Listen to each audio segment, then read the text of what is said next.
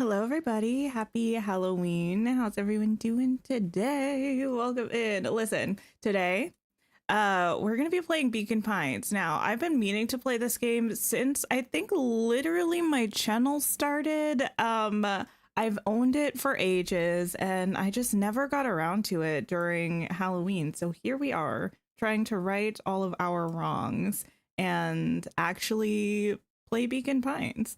Hi, Disney Lover. Hello, hello. Joey, hi. Yana, hi. Also, heads up, this is my first time streaming off of my capture card in ages and eternities. So if we have some technical difficulties, just let me know. Let me know. We'll see how it goes. You don't know if they announced it, but you saw the Black Pegasus in Mythopia and Dreamlight Valley. Yeah. The Black Pegasus and the Teal Dragon are both in the game now. I think they had it in the patch notes for the last update. You can get them now. I really don't know much about this game whatsoever because I know it's kind of like a narrative story mystery kind of game. So I didn't want to really look into it too much before playing because I didn't want things spoiled for me. But everyone who I've seen talk about it has positive things to say. So we are gonna get into it. Get into her. Oh yes, there we go. The sound. We love her.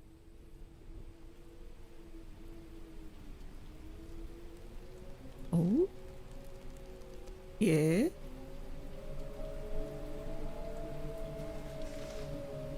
Dear reader. Oh, that is quiet for me. Is that quiet for you? Allow me to introduce you to my book. Though it might at first appear like many books you've come across, it is far from ordinary. Oh, okay. Kanitzia, thank you so much for stopping by. Have some misunderstandings about its nature. The story that awaits you has not been fully told. A little quiet? Turn it up for me. And turn it up for you. If our eardrums get blasted out later, I can't be held responsible. In fact, its conclusion is not yet known, even to myself. It is in that way that my book is special. It is in that way that you are special. Okay. I fully have not been listening to what this said. Okay, a special book. Ooh, it seems like we get to finish the story. There is no story. Beautiful. Chapter 1. Normal isn't what it used to be. This is a story about change. Nestled in a shallow valley is the town of Beacon Pines. This is cute. Far from the town square, across the river, past the neglected welcome sign, a young boy walks alone at dawn.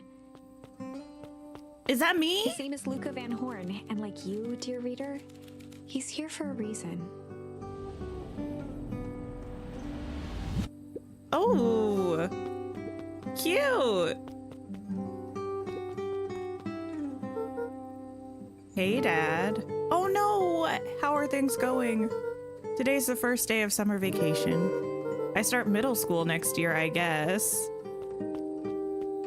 What a sweet little child. I was 6 years old when you died, and it's been 6 years now.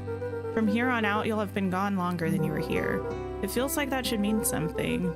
Mom always said that this tree was your favorite spot in the world. Me too. Hey, Luca. I knew I'd find you here. Lola was Luca's closest friend. Oh. He possessed many fine qualities, but subtlety was not one of them. We all need a friend that has zero subtlety. Well, after I banged on your door till your gran answered, and after I checked the pond, and climbed up to the treehouse, then I knew I'd find you here. Lolo finally noticed the tears welling in his friend's eyes, and the flowers on the grave. Hi, Mia. Happy Halloween. Oh, yeah, right. You and your mom always did this on your dad's birthday. Yeah. I didn't know if you were going to keep doing it now that your mom's gone too. This poor child! She's not gone. She's just missing. Sorry, I meant to say since she went missing. She's gonna come back, Rolo. Of course she is. Okay, Dad, see you next time. Oh my goodness. I think I'm ready to get out of here. Sure, lead the way. All right, I shall lead the way. The way we run is cute. Can I interact with things or must I just follow the path? Oh, I can jump. Cool. Oh! Tickle? Okay, I think that's like a word we can use for things. Wonderful. I had a good feeling about you from the moment you opened my book. That charm is a very special thing. Very special. Keep hold of it for now. My bad, narrator. Its purpose will reveal itself soon enough. Okay. And we are running. Oh, yeah, I almost forgot. The whole reason I was looking for you.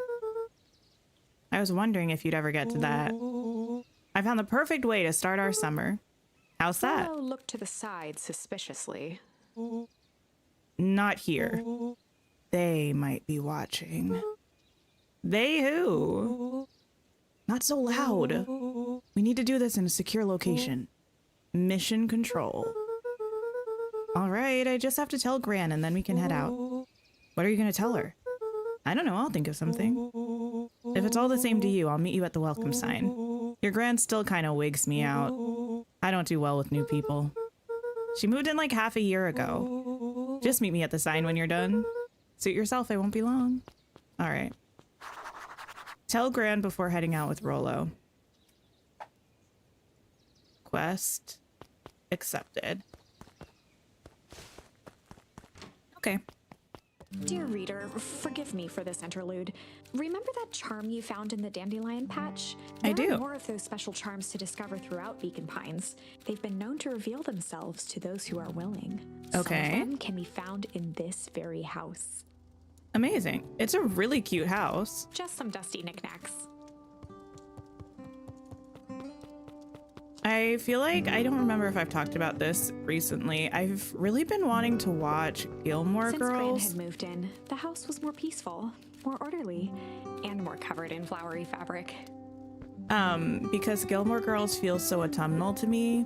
And this house, even though it doesn't look like the house from Gilmore Girls, it has that kind of old patchwork, worn, cozy feel that I feel like I get from Gilmore Girls. Luca had spent countless hours listening to anything and everything with it. Not for years, though. Oh yeah, not for years though. Oh, what a cutie. Hi, kitty. No worries. I feel like this is prime falling asleep to game. The music is so cozy.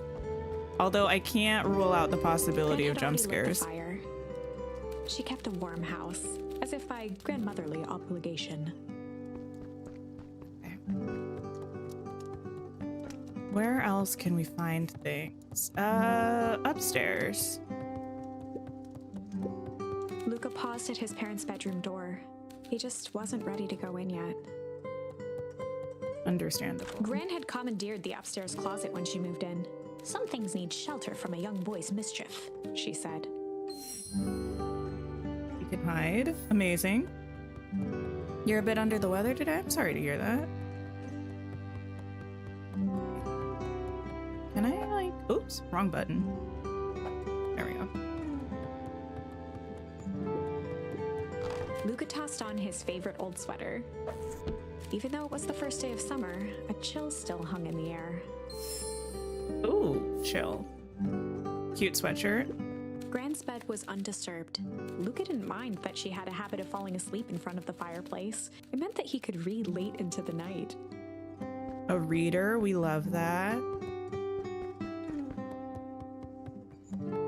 Anything else around for us?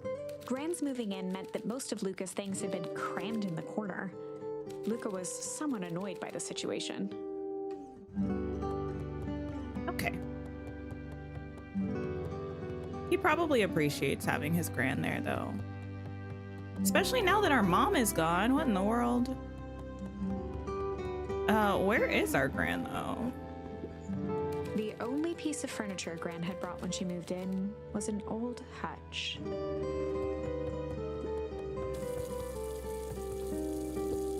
You don't want to turn that off? Okay, there. A pair of of dull scissors, a broken can opener, a mostly empty bottle of glue, and some loose string. A junk drawer, of course. Yes. An array of prepared meals crowded the refrigerator, each labeled with the day of the week. Okay. Oh my, this is quite exciting. I am now certain that you are the one I've been waiting for all these years. You'll recall I was a bit coy regarding the use of charms earlier. Uh-huh, I'm listening. Excuse me, I tend to have a flair for the dramatic. You are about to encounter your first turning point. There are certain times in this tale when everything hinges on a single word. Step forth, dear reader. Okay. Ooh. Young Luca would spend hours hiding in the bushes, waiting for a chance to jump out and startle his mother. I wish I could have a garden where I She always live. enjoyed humoring him by feigning terror. Because this kind of looks like lavender. I would love to have a garden full of lavender. I feel like that would be the most peaceful, beautiful, and calming thing in the sturdy world. old wheelbarrow. Hi, Nadia. Happy Halloween. A beginner's guide to gardening laid open on the bench.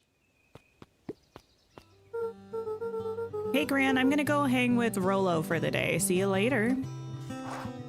Okay. Hold up now. Where are you and Rolo headed exactly? Oh, nowhere The special. less Gran knew, the better for everyone involved. Disagree. We're a child. We're just gonna go ponder, hide, chill. We're just gonna go chill for the day. Just gonna go chill for the day.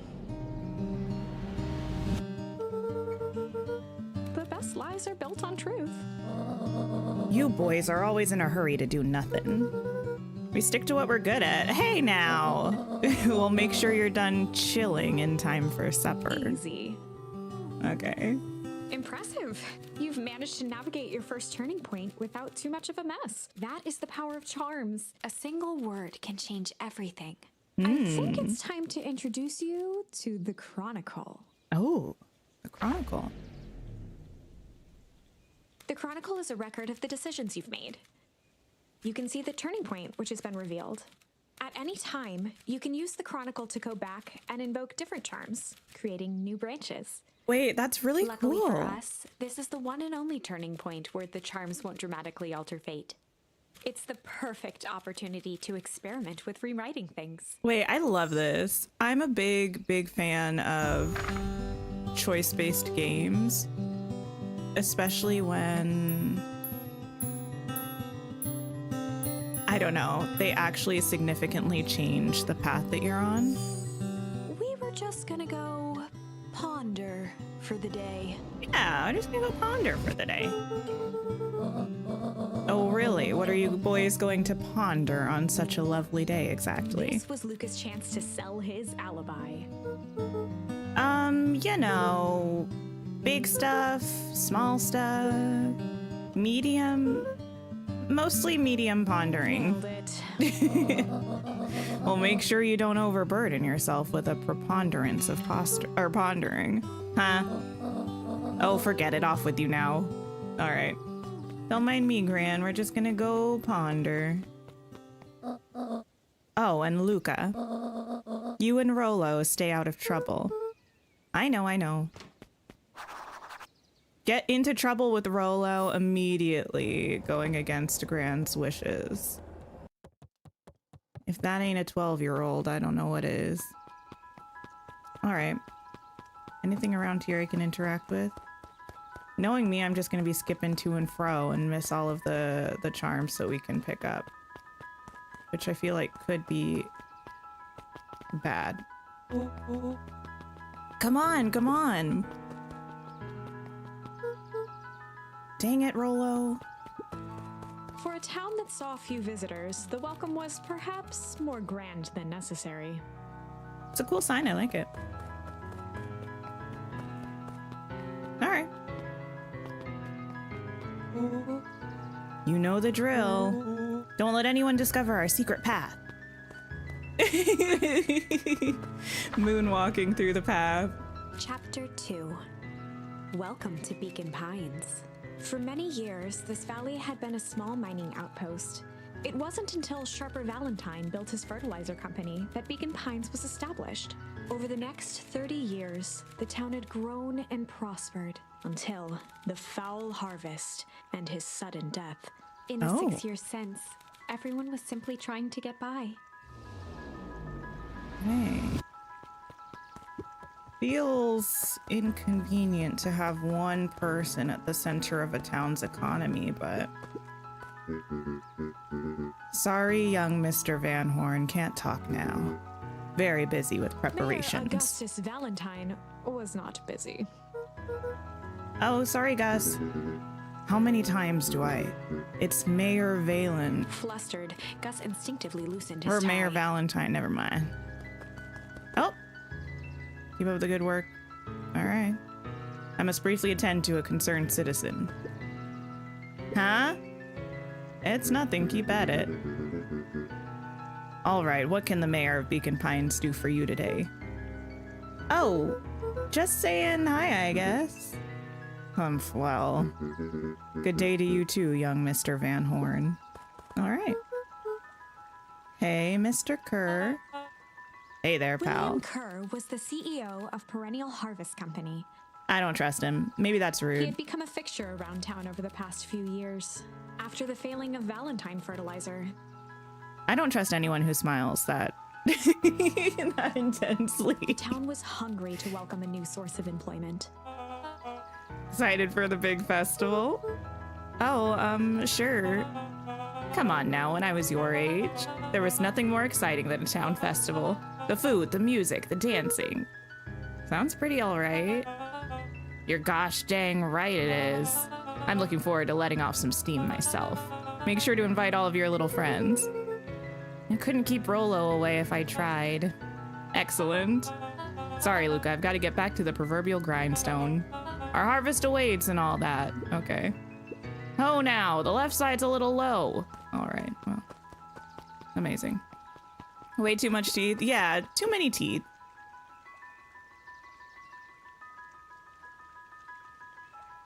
Oh. Just lounging. Oh. Hey, Mr. Sinclair. Continued snoring and lifted one eyelid just enough to see who it was, a tactic he often used to avoid undesirable conversation. I'm just trying to be friendly. Yoo-hoo, Mr. Sinclair? Ah, don't you see I'm sleeping, boy? How's the napping today? Crummy as always. Used to have a perfectly nice view from here. Till Perennial Harvest put that monstrosity of a building in the way.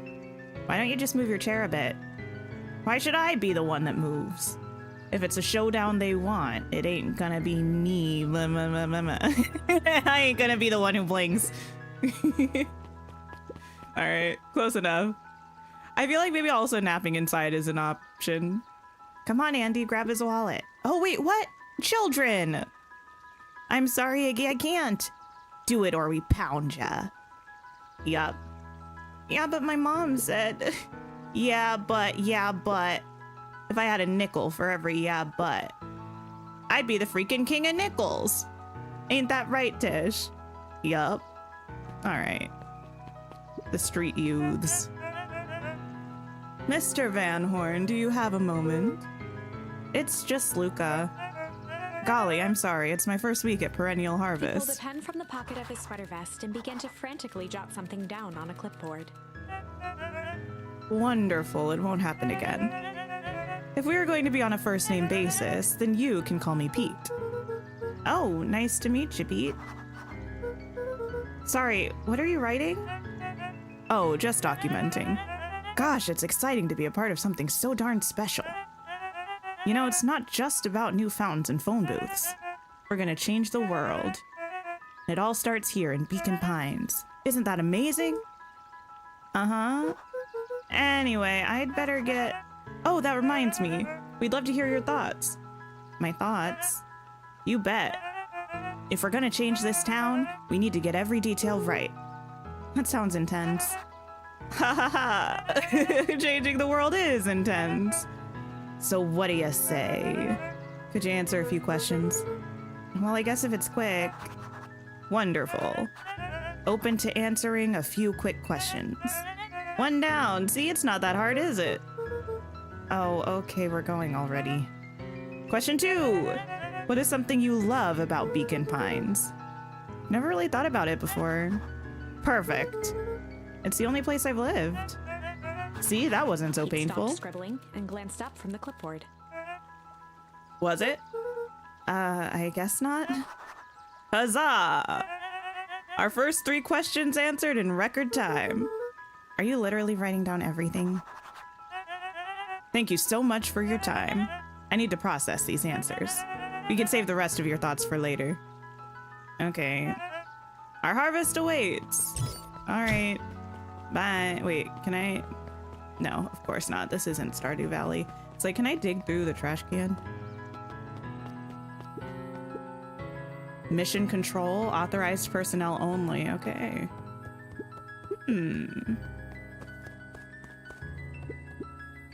Hey, Jetson. Is the line playing any tunes today?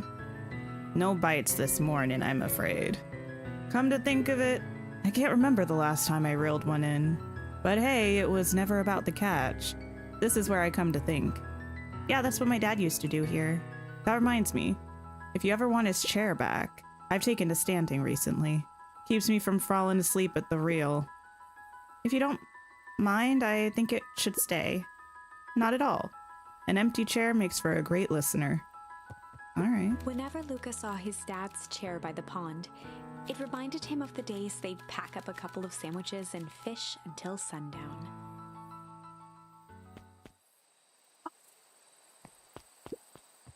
No, I don't want this memory. I don't want it. Luca opened the tackle box and picked the perfect bait. Hi, Candia. Thanks for stopping by.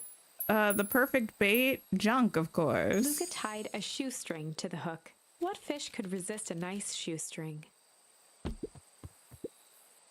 Give it a good cast now.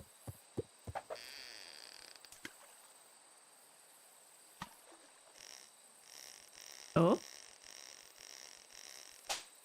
Oh no! Easy there, buckaroo. You don't know your own strength. Pick out your bait from the tackle box, buckaroo. Okay, well, I don't know how tickle Luca tied is a shoestring. What fish could resist? bait. I don't know that shoestring would really work that well either, but I've never gone fishing before. I guess a shoestring would look a little bit like a worm though, right? How do you know what? It's just occurred to me that I don't know how fish are attracted to it. Are they attracted to the movement of the thing? Where do you think the other one is? Hard to say. Sometimes things drift away. That's not fair. No, it's not. Well, wherever it is, I hope that other boot at least has a sock to keep it company. No, can I have the boot? No. Just chilling there.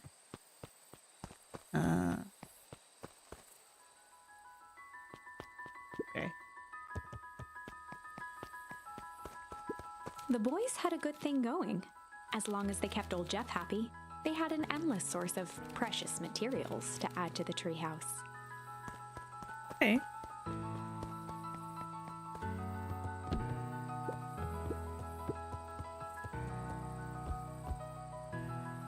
Nice.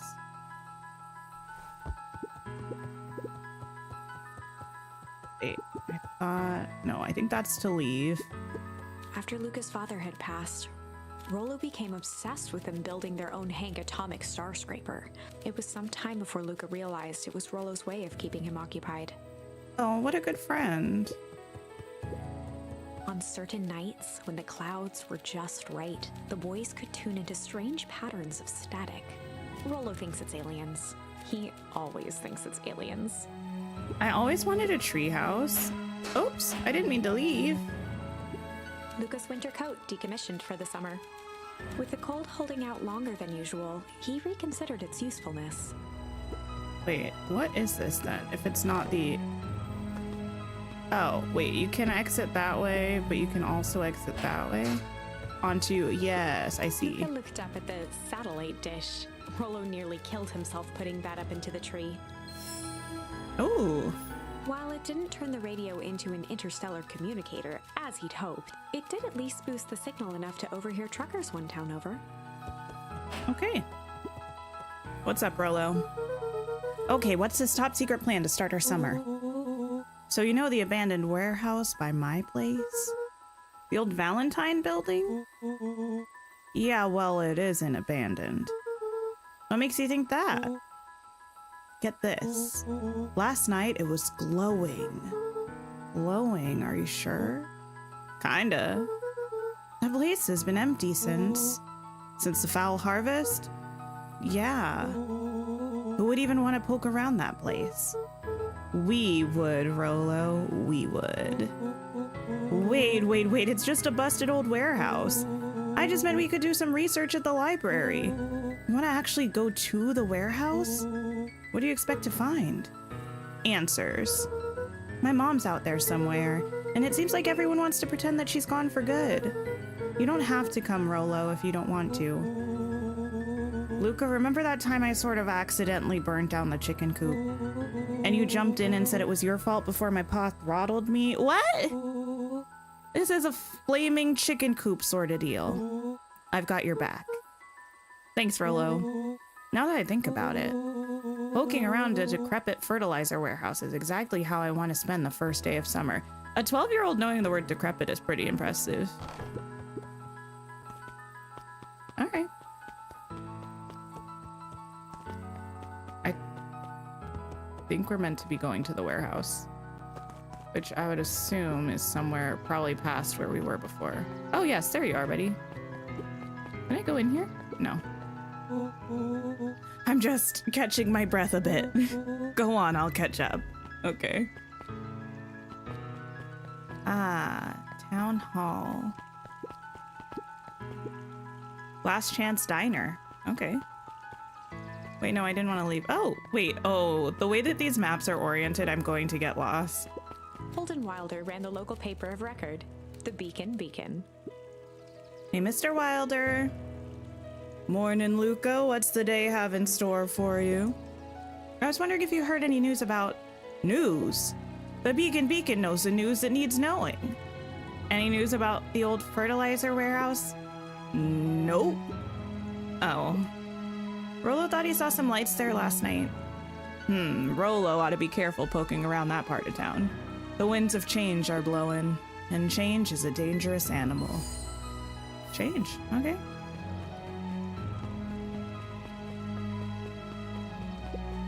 Luca could see the morning regulars nestled in their booths at the Early Bean. The Early Bean and the Last Chance Diner. Hey, Mrs. Nelson. Morning, Luca. Any big plans for the summer? Not really. Heard anything about the old fertilizer warehouse? Any strange happenings? Can't say I have. Either way, a dusty old warehouse is no place for a young boy. You be safe now. All right, I'll try. Oh, I can go up here. Piper. Oh, hey, Luca, what's up? You know it's summer break, right? Of course. And it's like the morning. Correct. And you're studying. Like they say, the early bird gets the proper education required for a successful and fulfilling career later in life. Hey, Zariel.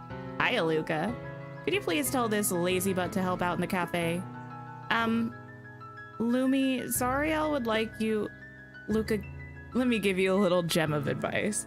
If you never do what you don't love, then you'll never work a day in your life. Wow, you're really setting the kid up for success. If you never do what you don't love, then you'll never work a day in your life. I mean, here's, like, it's not untrue. It's just a little Miss Hatch could unreasonable. often be found near the fountain, too absorbed in a book to be distracted. The two wandered down the wooded path, unaware of the danger ahead. Oh, this is getting good. Oh, okay. Luca, just the fella I was looking for. Hey, Roxy, what's up? Right. Rendezvous with Roxy. This is an important turning point. Oh. The first time where your charms will change the course of fate. And Amazing. currently, we only have one suitable charm at our disposal. Oh, no! Have no fear. We can always return later using the Chronicle once we find more charms. Well, now I'm just rambling. Where were we? Have you seen my blockhead brother today? He skipped out before breakfast. Well, not really, no. Can't say I have. Can't say or won't say. Roxy, would I lie to you? Oh. Luca, wait up. I almost forgot to tell you. Roxy might be lurking around here. This is one of her favorite places to stand around and be useless. Oh. Rolo. So we need to make sure she doesn't spot us. Rolo. Why are you doing that turning thing with your body? What, you're not scared, are you? She's harmless. And a chump. Oh! And she's right around that corner, isn't she? Well, we got into trouble, so I guess that's good. Don't mind me, just over here lurking, uselessly. Oh, hey, sis. Nice weather we're having, eh? Couldn't help but notice you snuck out this morning before breakfast. Wasn't hungry. Also couldn't help but notice your morning chores were left unchored. Roxy, I'm gonna level with you. I'm sick and tired of digging up carrots. We all gotta pick up the slack since the foul harvest. Almost every carrot I dig up is rotten, and the rest look like they were hit with Hank's atomic shrink array. All the more reason to keep on digging. There's gotta be more to life than puny carrots. Look, Roxy, Luca and I have places to be, so if you don't mind. Oh, I do mind. I'm not gonna catch hell again because of you. So either you march yourself home and harvest those carrots, or I haul you home myself. Ooh. Rolo froze as Roxy took a step toward him, cracking her knuckles. Oh. Luca knew he had one chance to save his friend from being dragged home.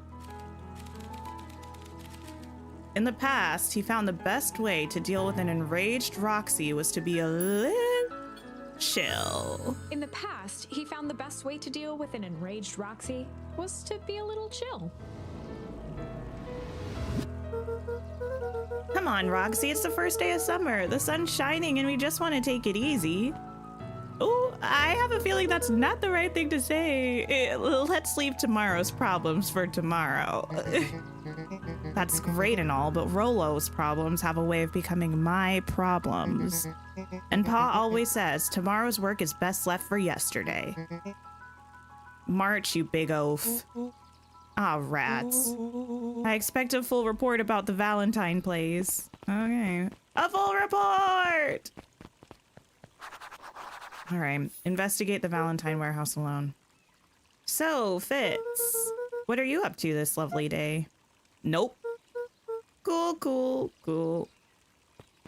By myself it is, then. Can I look at the statue?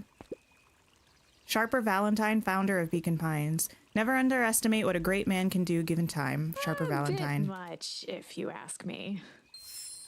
Indulgent. Love it. Okay, which way to go? Oh, there's the Last Chance Diner. Are you sleeping at your station? Hey, Dawn. Sorry to wake you. Oh my goodness. It's like Animal Crossing talking. No problem, it comes with the job. Dawn had dreams of becoming a big-time reporter. At night, she searched for the story that could be her big break. By day, she hawked papers at the newsstand. What's up? Rolla said he saw something strange going on at the warehouse. You know anything about that? You might say I've heard some things. I'm working on a story about it right now. So what's going on? Can't quite say yet. I still need to follow up on a few leads. Keep me in the loop, okay? Sure thing. Things seem to be quiet in town today. Yep, everyone's preparing for the festival. Should be back to normal tomorrow. Catch you then? Catch you then? Oh, and Luca. I'm really sorry I haven't been able to find out anything about your mom yet. I'm just grateful that you tried. Still keeping my ears up. Okay. Hi, Sandra. Happy Halloween. Hello, hello. Ooh. Guess Mrs. Fratelli is getting ready for the festival. Okay, where does this lead? Oh, that's a dead end. Okay. What's this way? Buds and Bulbs History Museum. Hi, Nick. Hello. No touching. Oh! Well... No one saw that. Hey, Griffin. How's the ice cream gig going? Not great. Still pretty cold out. And I'm in the business of selling cold. I'm sure things will warm up soon. Mr. Tolliver's not at his grocery stand? He's prepping for the festival, I guess. Gotcha. All right. Hey, Bert. Hi, Luca. I'm doing some fact-checking for the town history exhibit. Look, kid, I'm just here to put up the lights. But did you know, when the town was founded, there were only 7 citizens. And they all worked for a mining company, and there was only one dirt road leading to town, and there still is only one road leading to town. Oh, right. We love a historian. Nope, nope, nope. Don't go that way. Go this way. We gotta find the place that we're trying to investigate. Hey, Solomon. Apologies, no time for chit-chat. Oh. Well, okay then. Jeff's hardware closed down about a year ago. The effects of the foul harvest stretched wide. When there are no crops in the field, tractors don't need fixing. The library closed. Looks like the library hasn't opened yet. I'll check back later.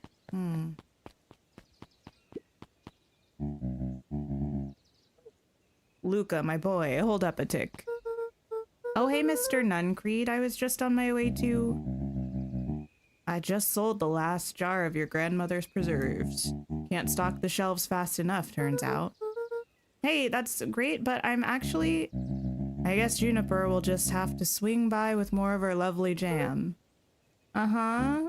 Well, don't let this old man slow you down. You just remind her that she still owes me that dance. A promise Gran regretted the second it was made.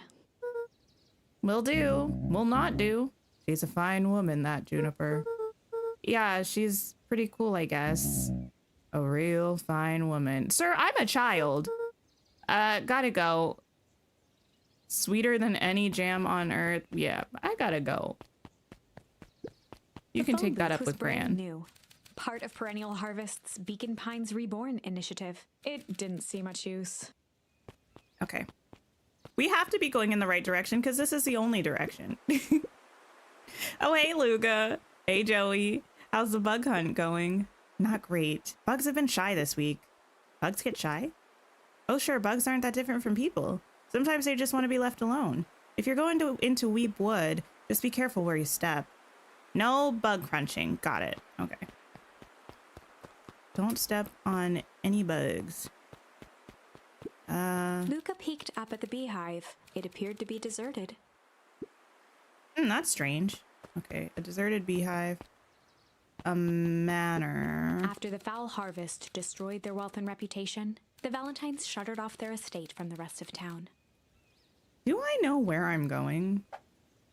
Investigate the Valentine warehouse. I don't know if I know where the warehouse is. The Valentine mansion loomed over every other building in town, both figuratively and literally.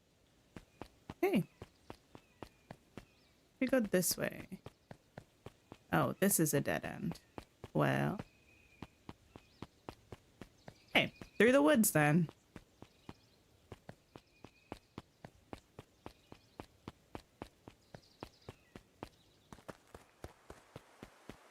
I like that we're in a storybook. It reminds me of a game I played into a small before. hollow at the edge of Weepwood. Okay, no turning back now. Caution, electrified fence. Is that sign new? The fence thrummed with a gentle electric buzz. Okay, so what would Rolo do if he was Luca here? often asked himself what Rolo would do. so that he could rule out that option. Oh, smart. I'm definitely not touching that thing. Okay, in that case... Oh, now why? As sparks flew from the fence, the light atop that section shut off.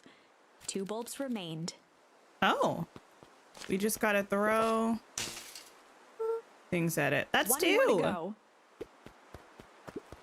I don't know if throwing a can is the best idea, but we're gonna try it. Oh, wow. I don't know that throwing anything is the best idea, but here we are. The fence's buzzing gave way to silence. Okay, moment of truth. Every kid in town knew the old Valentine fertilizer building. Long abandoned, the warehouse once served as the industrial heart of Beacon Pines. Now, it stood only as a reminder of things left behind. The dormant building showed strange signs of life. Okay, so Rollo wasn't exaggerating for once. What's going on here? There was only one way to find out. I don't really want you to go inside places, but I feel like that's the thing, like the plan. Wow, that smells awful. Too bad Rollo's not here. He'd have no problem poking around in there. All right, well, just can we close that? No, we gotta leave it open. Okay, okay. Locked. Lucas thought he heard faint sounds coming from the other side of the door. He pressed his ear against the cold metal to hear better. A zipper? Footsteps? The sound of footsteps grew louder. Hello? Oh no, it's a monster! Oh. Not the poo. Are we in Cult of the Lamb? The heavy steel door knocked Luca to the ground. Disoriented, he looked up to see an imposing figure silhouetted in a green glow. It lunged toward him. He tried to scramble away, but felt a gloved hand latch onto his ankle. Luca watched his fingernails leave trails in the dirt as the hand slowly dragged him back through the door. What? Into the lab, into the green light. This is a story about change? This is a story about change. It was far from the sort of change Luca imagined for himself. What But is change happening? Is, after all, a dangerous animal. The end? I probably should have warned you about this. There are many paths that our story can take. Most will end in tragedy. But don't let that discourage you. We will find the ending that this story deserves. I just know it. From here on out, a charm will have a check mark when it's been used to its full potential at a given turning point. I'm not sure Now, what that means. Let's try something different. Okay, change. Wait, that's the only one I have, though. This is a story about Yeah. change. I know. It was far from, but change is after the. I probably should have warned you about. There are many paths. Okay. Most will end in tragedy. We will find from here on out a charm. Now, let's Okay. try something different. Well, what if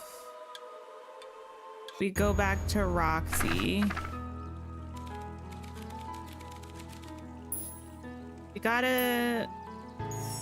In the Yeah. past, he found the best way to deal with an enraged Roxy was to be a little shit. Make a break for it! What have you done? Wait, what did I do? Did he just kick me? Run all you want, you little twerps. You gotta come home eventually. Oh, okay. So now we can explore... Oh. With this person. Got it. With Rollo. Does that mean that I have to talk to all of these people again? Like, did that never happen? Sorry about that.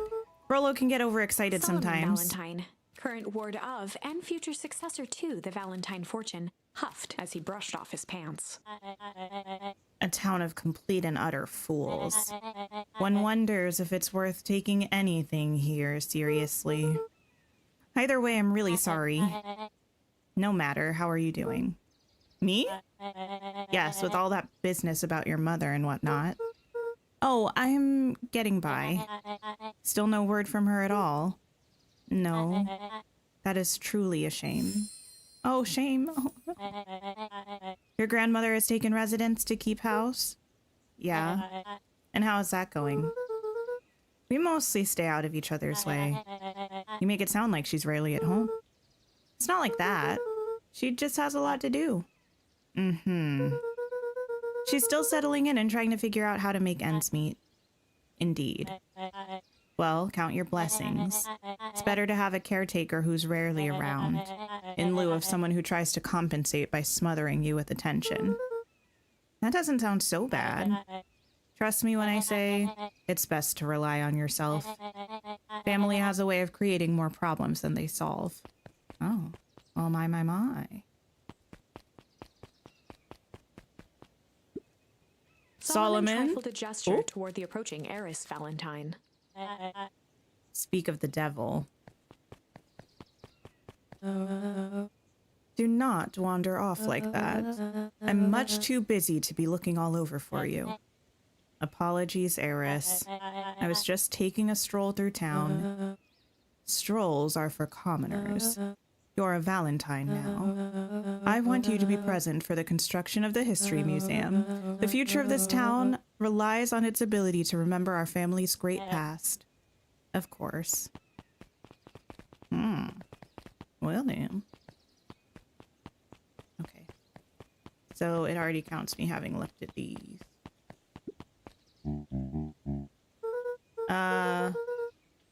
Sorry, Mr. Nuncreed, kinda in a hurry right now. Okay. Sigh. Boy's got too much of his father in him. Oh, it's just an email. Oh, I win! Little help. I am the champion! We were racing? Did that road get longer? Like anything ever changes around here. It seemed longer. You're just lightheaded from the run. You really need to pace yourself better next time. Not sure why I would take advice from second place. Has that sign always been there? Wait, what? Caution electrified fence. No, that's definitely new. Creepy. How are we gonna get around an electric fence? Don't worry, I've got this. No, don't. Oh. Why did you do that? Pa always says you can figure out what the plan was when you're done. What? Great, what now? Well, I did my part and established that touching the fence is bad. I'm sure you can handle it from here. I'll supervise. All right, well, from a safe distance. I got this, don't worry. Whoa, you're a genius. I know. I think that did it. Luca, you never failed to impress. All right. As the glowing windows of the old warehouse came into view, Rollo began to bounce excitedly. Check it out. Dang, Rollo, you weren't exaggerating for once. Was there ever any doubt? This definitely needs investigating. Good thing 2 ace detectives are on the case. All right. This is bizarre. This is awesome. Rumble? Did you feel that? What? The excitement in the air? You bet your butt I did. Check out this puddle. That's not normal. And this hose. Oh man, the door's locked. Try harder. No dice, it won't budge. Oh well. This dumpster is new, right? I bet it's got stuff in it. I can't really see what's in here. Who did all of this? My nose is itching. I think I smell some treasure. Are you sure that isn't the hazardous waste? Just help me get in. Rollo, it would be my honor to throw you in the trash. Oh! Okay. Come on, Lady Luck. So, what's in there? Let's see. There's a squishy bag of squish. Ew. Wow. You love this game, Jennifer? A good inch of stagnant sludge? Your natural habitat. Wait, hold the phone. Hold 2 phones. Check these bad boys out. Are those walkie-talkies? Just like Hank Atomic communicators. Do these actually work? Ground command to Hank Atomic. Hank, do you read me? This is Hank Atomic, ground command. You're coming in 5 by 5. How are your vital readouts, Hank? It's getting a little stuffy in here. Requesting assistance for evac. Help is on the way. All right. Throwing someone into a dumpster is one thing. Pulling them out is another. What was that? Someone's coming. Give me your hand. I'm trying. My hands are covered in squish. Ah! Scoot over. I'm coming in. Yeah, ain't no way I'm getting pulled into that building again. No, ma'am. Oh, well. Now we're about to have some hazardous waste thrown upon us. Tell me you saw that? Dude, I don't know what I saw. He's coming back. Get down.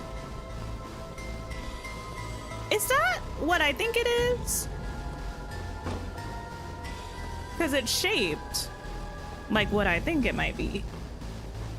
The boy sat petrified under the weight of the bag. Oh God, tell me that's not what I think it is. Luca, do you know what separates run-of-the-mill detectives from ace detectives? A ridiculous hat?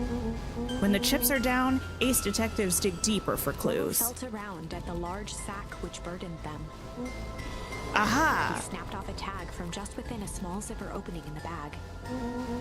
It's some sort of badge or something. What's it say? Will held the badge up to a faint shaft of light within the dumpster. Dr. Prescott, Deep Engineering. It's a name tag. Who'd throw away a bag full of slimy old name tags? I think it's just one name tag in a bag full of something else. Okay. I think we should make a break for it. Stay calm, this is no time to panic. I'm not panicking! You're panicking! Rollo, calm down. You don't have to squeeze my hand so hard. Dude, I am not holding your hand. Quit messing around. What other slime-covered hand would be in here? Ah! No! Oh! Why is it twitching like that? I'm beginning to see the benefits of your run for our lives plan. Right, we've clearly established that I'm faster than you, so I'll go first. Why not go together?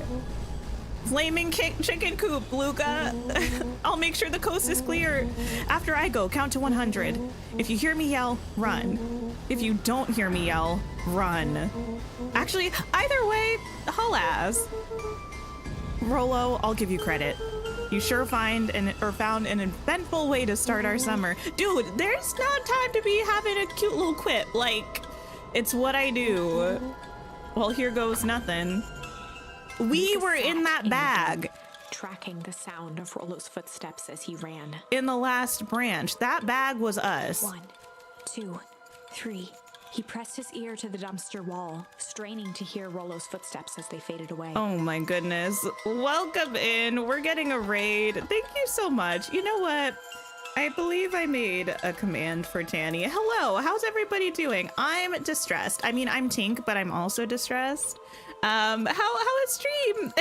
People who were hanging out with me, go check out Tanny's channel. The link is in the chat. Hello, welcome. Hi Tanny, how was stream?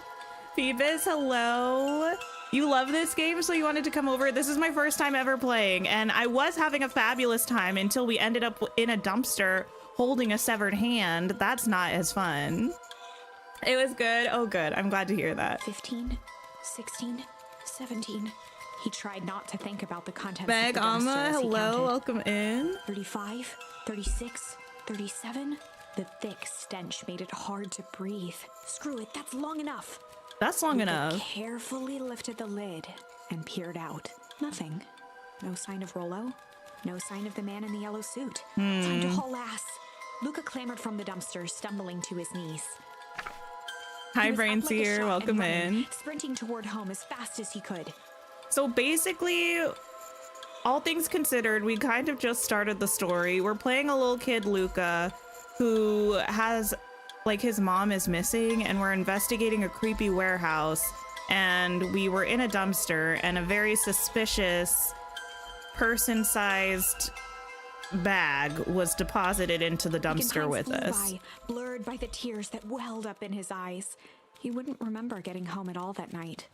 Throwing his front door open, storming up the stairs to his room, and surrendering to sleep almost as abruptly as he hit his pillow. Chapter 3. Finding a friend. The next morning, it was quieter than usual at the breakfast table. Hi, Ruby. Welcome The sound in. of silverware and chewing interrupted the awkward silence. I finished jarring a mess of jam last night. So that'll need to get delivered into town today. Okay. So what did you and Rolo get up to yesterday? Oh, nothing interesting. Thanks so much, Meg. I appreciate it. I hope you have a fabulous day. Hello? Calm down. No, of course it was the right thing to do. Start gathering folks. I'll be right there. Are you sure there isn't anything you want to tell me about yesterday? Anything I want to tell you? Not really. We just sort of ran around a bit. Rand's brow furrowed. She let out a long sigh. Her voice was quiet and even. I have to go take care of something. You are to stay in this house for the day. Under no circumstance are you to leave. What? If I'm not back by dinner, there's stew in the icebox. But nothing. You are to stay here, understand? Yeah. Say it. I'll stay here till you get back. Good. Oh, and Luca, you left the icebox open yesterday. We're not made of money, you know. Oh, that was my bad. Well, that was strange.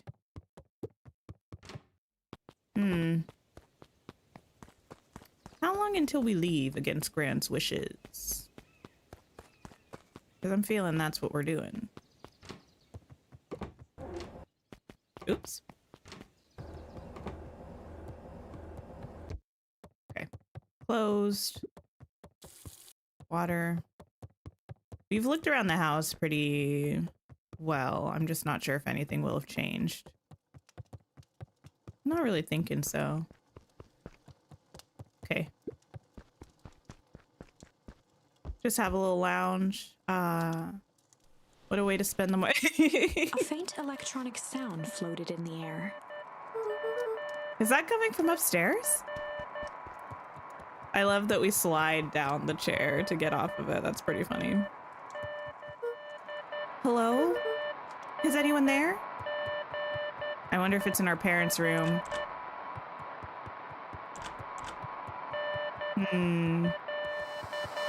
Oh, it's my walkie-talkie. Hello?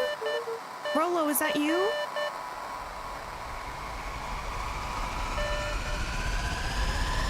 Is it about to explode?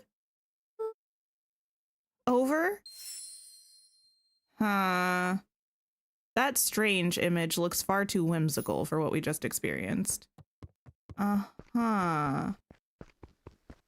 We need to go check on Rolo is what we need to do. That was very odd.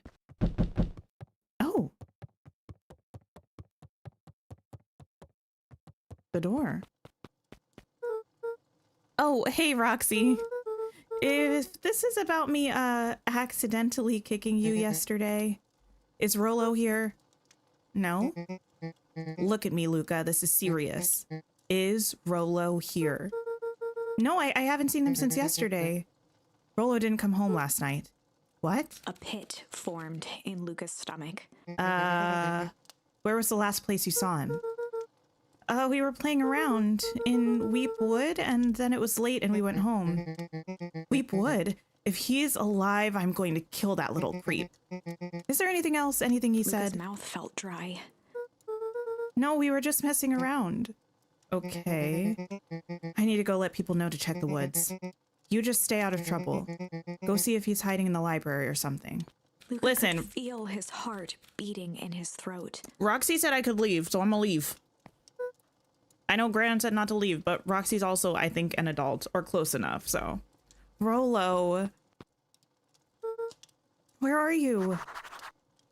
Okay, we gotta go. We gotta find our friend. That's the wrong direction. Anyway. Okay. You know what this is a little bit reminding me of? It's a stretch, but it's kind of giving me like Life is Strange vibes a little bit.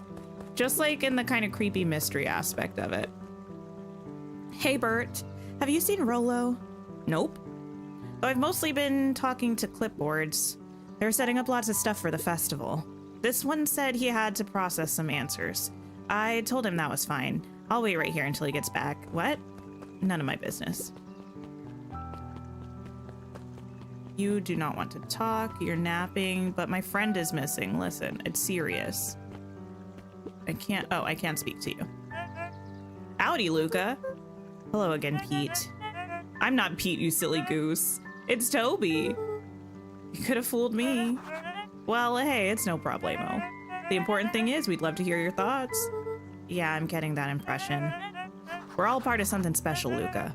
And it all starts right here in Beacon Pines. I got it. Toby looked up from the clipboard excitedly. That's right. So how about you start by telling me? Look, no offense, but I've got my own stuff to take care of. Guy, you joker. We're all part of this together. You'll let us know when you're free to answer a few questions. All right, whatever. We really need to get back to work. Just a couple more minutes. If Roxy said she will be here, then she will be here.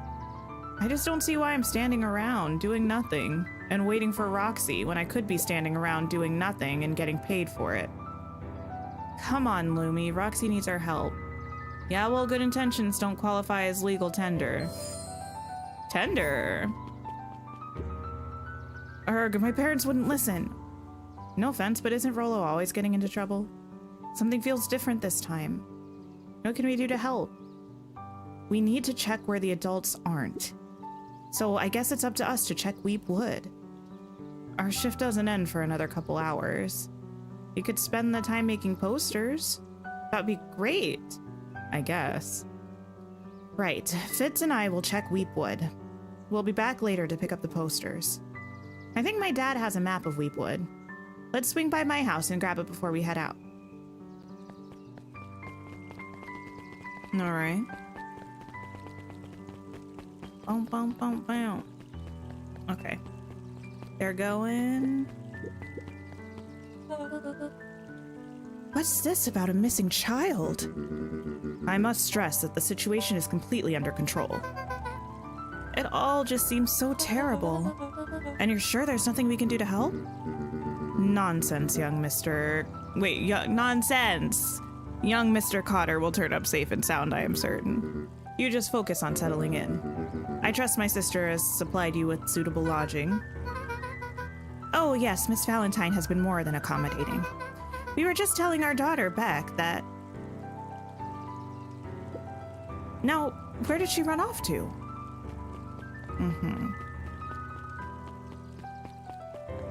What are you up to? His eyes went wide in disbelief. What do you mean, vanished? That's impossible. Oh my.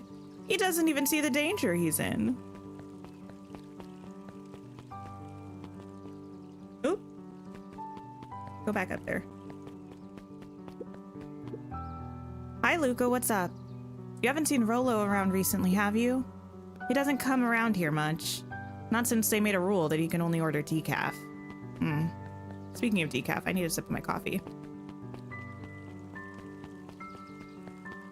Okay, I think the library might have been this way.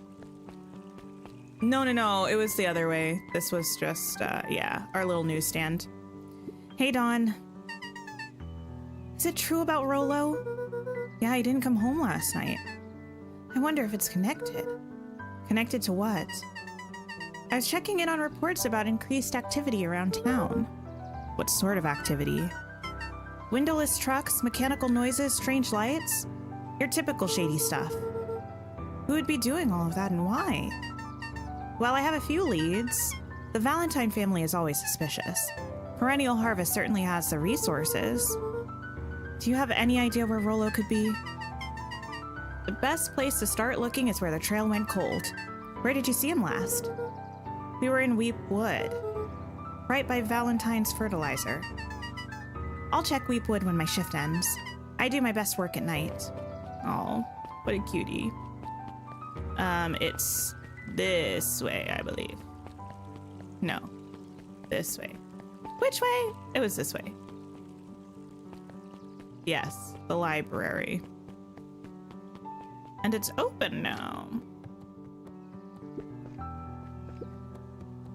There were rarely any actual new additions, simply a variety of existing content rotated into the front display each week. Not fooling anyone. Okay. I mean, fair enough. Oh, the cobs I've eaten. A salad-centric travel guide for the mildly adventurous. Oh, okay. Not yuck. Sally Seashore's simple succulent sundries. Luca brushed off a smudge of dust. Or maybe it was flour. 30 recipes so easy you'll doubt it's even edible. Oh. Succulent, not succulent. Ugh. A peek behind the curtain. The methods and ruminations of Patrick C. Montesquieu, one of the greatest acting minds of our time, by Ooh. Patrick C. Montesquieu. Oh. Oh, yeah, oof indeed. Nothing like having to write a book about how great you are yourself. It's not too great for the bottom corner ego. shelf was a dusty array of thick science books. Only one binding was clean enough to read. Cellular Biology and the Chemistry of Mitosis. Boring. Fair enough. Mycological Phosphorescence.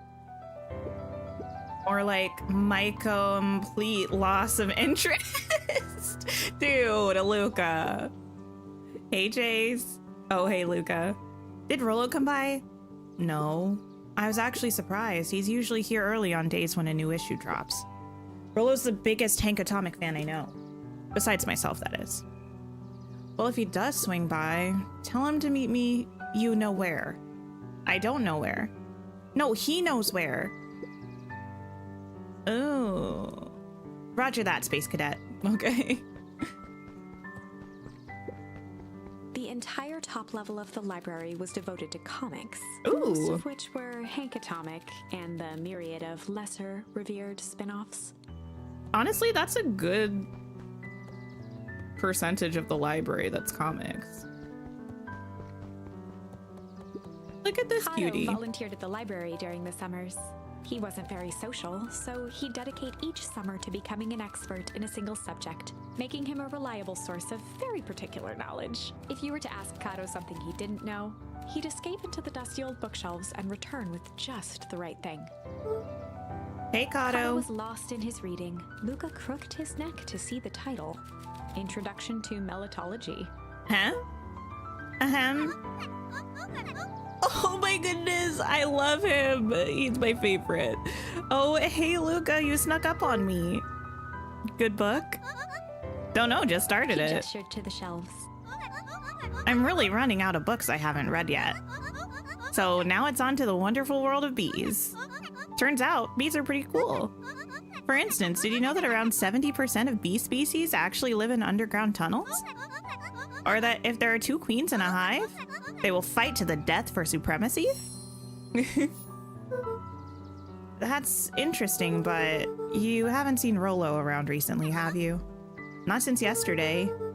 Keep an eye out for him, okay? Sure thing. If I see him, you'll be the first to know. Thanks, Kato. What sort of monster puts candy behind a locked door? Oh, yeah, Mr. Nuncreed works weird hours sometimes. Of course he does. How about you? When do I work?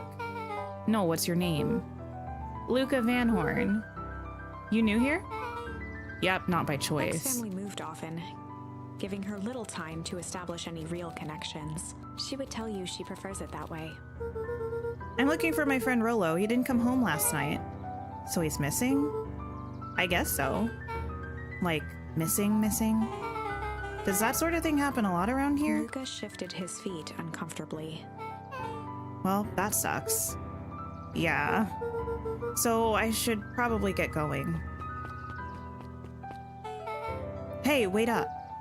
What? Beck pulled a coin from her pocket. I'm coming with you. What? So says the unlucky penny. Unlucky? Yep, well, technically it landed on heads. Leave this kid to find his friend alone. But I always do the opposite.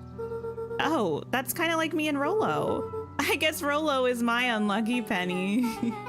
That settles it. A person should never be without their unlucky penny.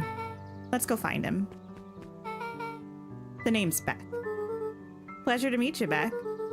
I suppose I could use some help. Try to keep up. I say as I move slower than I ever have in my entire life. All right. Joey, have you seen Rollo around? No, sorry, Luca. I've had my eyes in the dirt looking for beetles. I can't seem to find any. He never came home last night. Do you think it's because it's been colder than normal? I don't see why that would have anything to do with Rollo. No, the beetles! Do you think the temperature confused their circadian rhythm or something? Who's to say? I'm no beetologist. Just keep an eye out for him, would ya? Of course. All right. Luca peeked up at the beehive. It appeared to be deserted. Still deserted. Okay. Anything new happening around here? I know we need to go into the woods, but I'm nosy. Okay. We're gonna run into the woods. Speaking of into the woods, I somehow ended up down a rabbit hole of the most recent Into the Woods revival. With like Sarah Bareilles, Gavin Creel, Joshua Henry, Philippa Sue. Anyway, little did I know the person that played the witch in that was Commander Paylor, I think in Hunger Games, who is also Sarah, one of the Seraphim from Hazbin Hotel. My goodness. Dang, they boarded up the way in. Okay, which means we gotta, I don't know, throw stuff at it.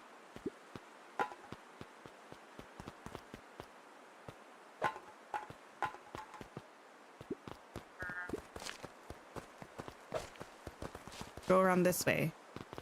Ah, yes. Throw stuff at it. That's an option. Luca felt a chill as he approached Beck. Her eyes were locked on the strange green liquid. The nearby grass was coated in a fine layer of frost.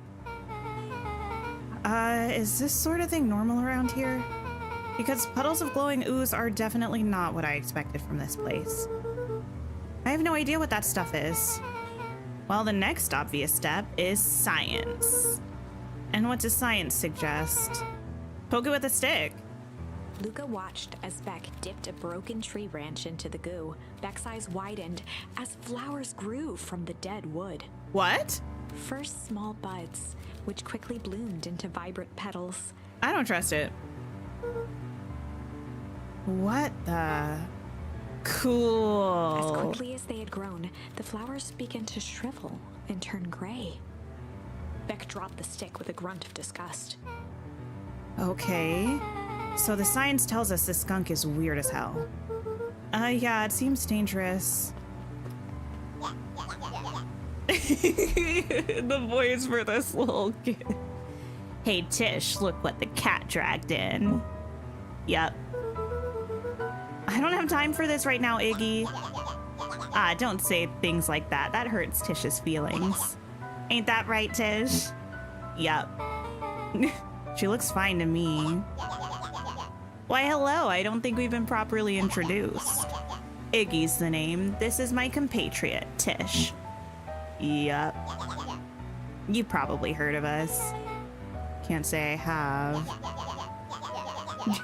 I'll forgive you just this once on account of you being new around here. Why would you hang out with this dud? Oh, he seems pretty alright.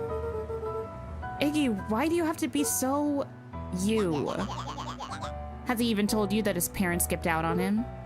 Shut up. It's true, they got tired of having such a pathetic kid and left him. Iggy, I'm only gonna say this one time. Don't talk about my family. Well, look who's grown a backbone now that a girl's around. First, his pops croaked. Then his mom finally couldn't take it anymore and bounced. Oh, well. This little kid is a piece of work. Towards Luca, his sneer lit by the glowing puddle.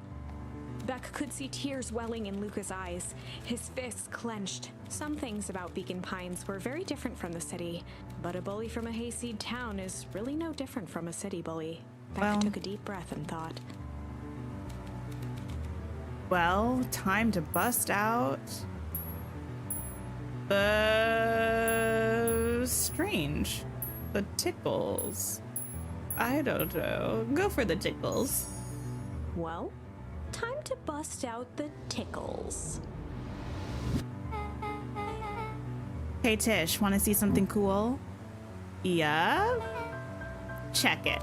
Beck lunged forward and began to tickle under Tish's arms.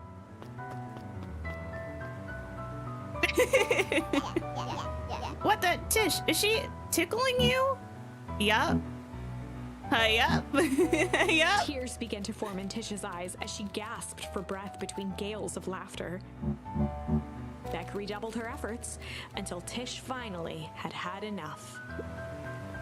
Oh my goodness. What just happened? She seems nice. Sorry for the interruption. I think you were just threatening us. Iggy's eyes darted around, a realization dawning on his face that he was now outnumbered. Mm-hmm. I just remembered. I have somewhere to be. Mm-hmm.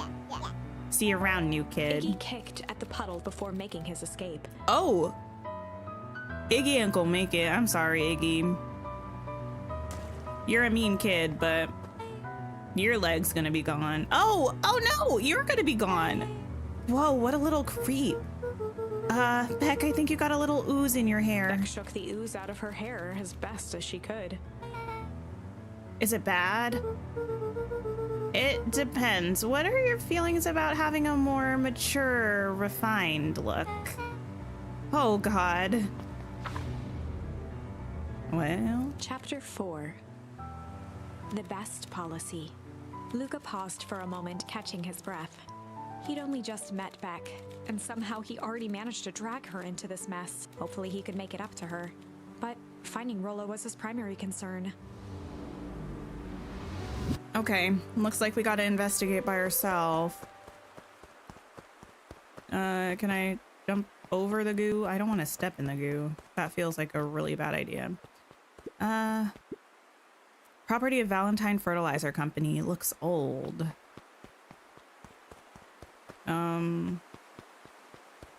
Okay, we're trying to...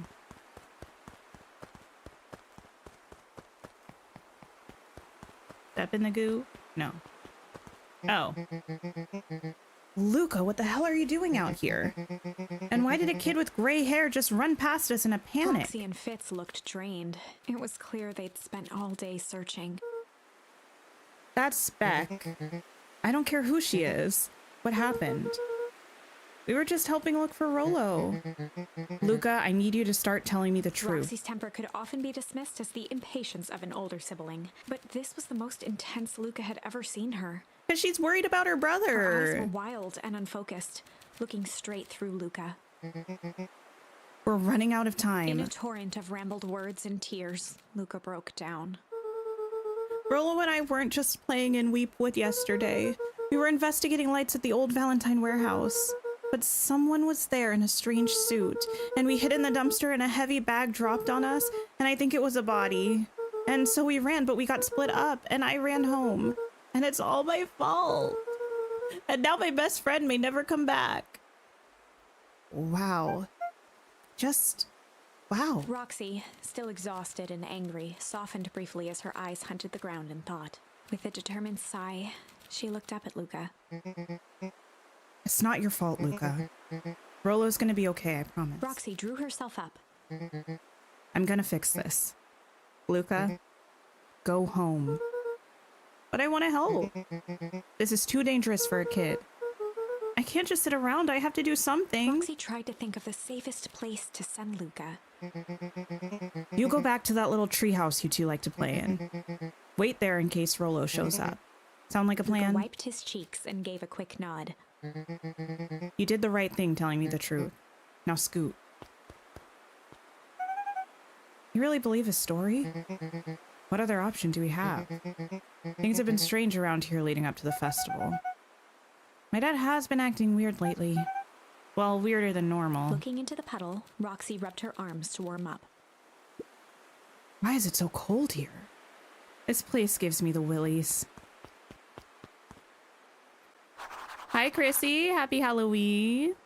Thanks for lurking. Wait at the treehouse in case Rollo shows up. Okay. I gotta find it first. Mr. Nuncreed jumped with a start. Oh! Whoa, don't sneak up on an old fella like that. Sorry. Who are you talking to? What? Luca motioned to the phone booth.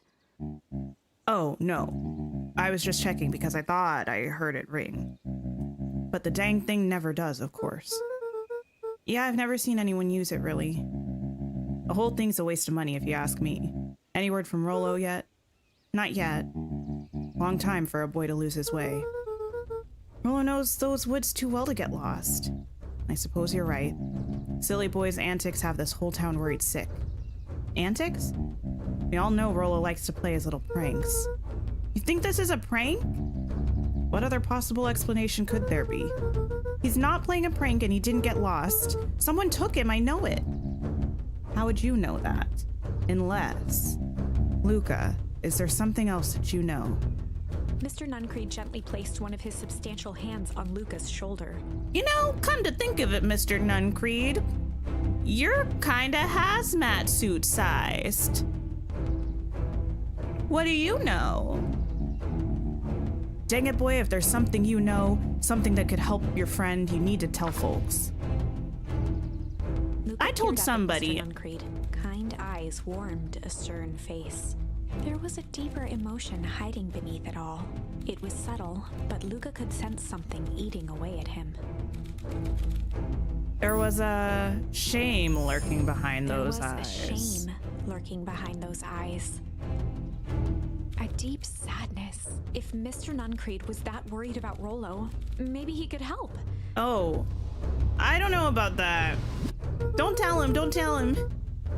Yesterday, Rollo and I were messing around at the old Valentine warehouse. Mr. Nuncreed raised an eyebrow. Both of you? You were with Rollo when he went missing. Not exactly, I was hiding in the dumpster. The dumpster? What were you doing in there? At first, we were just looking around. Then someone in a strange yellow suit came and dumped something on us. We both got scared and ran. That was the last I saw of him. You got scared by some garbage? Hi, Kylie. Happy Halloween. Well, that's why you don't go skulking in someone's dumpster. But it wasn't garbage.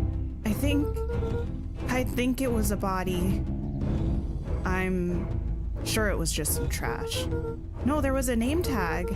It said Deep Engineering. Mr. Nuncreed's shoulders slumped. I wish you wouldn't have said that. A deep sigh bellowed from his chest. No! Why did you have to? I tried, Luca. God knows I tried to keep you safe. Luca attempted to take a step back, but Nuncreed's hand clamped down on his shoulder. This is horrible. But you Van Horns just can't help yourself, can you? We were all so close to being done with this. Shove, Nuncreed manhandled Luca into the phone booth. What? What are you doing? It's out of my hands now. The door latched shut with a mechanical hiss. Now... As Luca pounded the glass, the floor dropped from under his feet. The inside of the phone booth was now a loose capsule, plummeting at gravity's whim. Luca winced and pressed his hands to the walls. As he braced for impact, the capsule hurried to a surprisingly smooth stop. He felt a cold rush of air and opened his eyes with hesitance. I don't love this Two for large us. figures in hazmat suits occluded his view. Oh my Luca heard goodness. the deep, resigned voice of Mr. Nuncreed over an intercom. He knows too much. The end. Wait. Ow! No. This isn't the end. No, it's I not. know there's still much more. Somehow this went wrong. Okay, let's try something else. Okay, well, we should not have told him that, but I couldn't have done anything different because of... That's the only word that I had that I could use. That one, yeah, that caused us to become deceased. So the only thing we can do right now is change this to strange. Time to bust out the strange. Well, time to bust out the strange. All right, Luca, looks like you need a little mud bath. What's wrong with you, new kid? We're about to pound your friend. Beck stared in silence, the only sign of life being the twitch of an eye. It's weird when people don't talk. Yup. Stop being a weirdo. Hello? Are you some kind of wackadoo? Makes sense. Wackadoos travel in packs, eh, Dad? At the sight of Iggy taunting Beck, something in Luca snapped. Iggy's smirk shifted to a look of shock as Luca launched himself into his stomach. Oh. And not the Iggy's back clothes up were to run. drenched in the glowing ooze. Oh no, this kid ain't gonna make it. You jerk, my clothes are ruined. I'm Iggy's gonna... voice began to slur as he struggled to get up. I don't feel so good. Oh, no. I'm sorry, I just...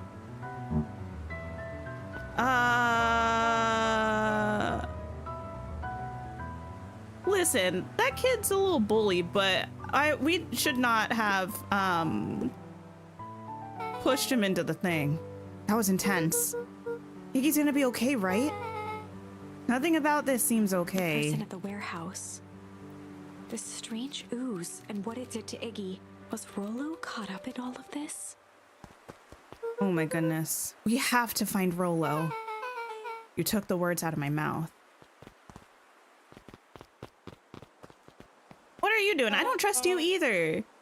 Whoa there, little buddies. You startled me. What in the dickens are you up to in this part of town? We were just helping look for Rollo. Oh, you haven't heard the good news? Rollo showed up safe and sound a bit ago. Really?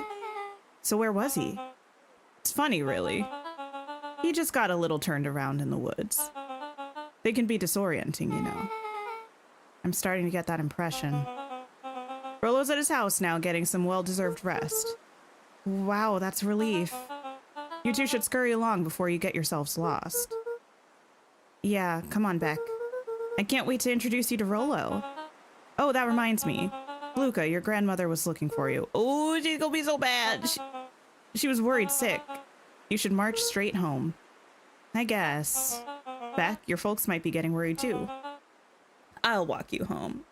No, thank you. I need to talk with Nellie about work Beck anyway. glanced toward Luca. I guess all's well that ends well.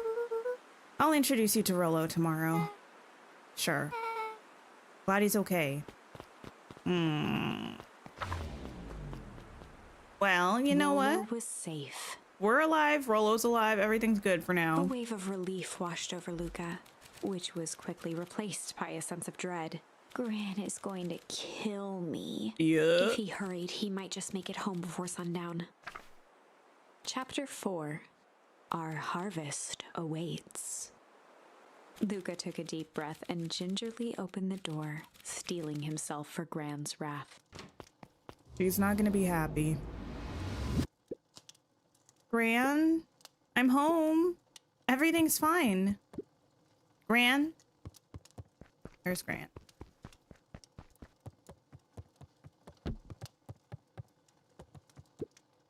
Gran? I know I wasn't supposed to go anywhere. I was just helping look for Rollo. Gran?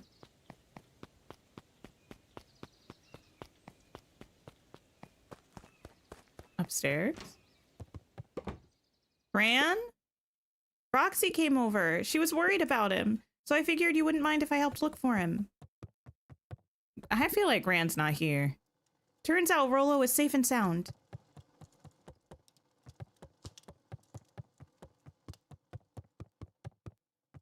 Luca was alone. The house was empty. So Gran's not back yet. I guess that's a good thing. Nothing to do now but sleep, I guess. He just like Luca jumped was like by the pond, onto our face. listening to small waves lap against a rock. His father sat in a folding chair in front of him. Without turning, he spoke. "Why don't you grab me some nice bait?" "Sure thing, Dad." Luca hopped over to the tackle box and popped open the lid. Inside was a rolling, buzzing mass. "We're fishing with bees?" Luca's father gave a warm chuckle. "Well, you catch more fish with bees than honey. Pick us out a good one." Luca closed his eyes and plucked out a bee. He could feel its wings struggle between his finger and thumb. Holding it at arm's length, he hurried over. His father deftly baited the hook and examined his work. "Interesting choice." With a practiced flick of the wrist, the line buzzed in a graceful arc. The water accepted it without a splash or ripple. The wrong choice. But I respect it. The pond began to freeze over. Sometimes we gotta make the wrong choice before we can make it right. Pallid ice propagated across the still surface with an alarming speed. Luca scrambled back as the ground beneath him turned cold. "Dad, I don't understand." "Sorry, kiddo. Understanding isn't always part of the deal." The relentless ice shot through the fishing line toward his father. Oh "Dad, my. look out!" His father casually wound the reel. "None of it's your fault, you know. Never was." "Dad, we have to go." Luca grabbed his father's shoulders, trying to pull him away. "Please, you have to run." The ice crackled as it spread across his father's hands. That's the thing about fishing, Luca. His chest began to crystallize. I feel You like toss your hook in, and you never know what you're gonna pull out. A shock of searing cold ran up Luca's arms. He gave one last desperate tug. this kid is too The chair traumatized. tipped backwards in a single frozen mass. Luca tried to stop the momentum, but it was too late.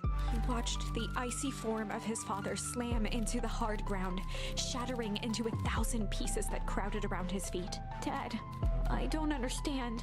What does all this mean?" The gentle rustle of leaves was the only reply.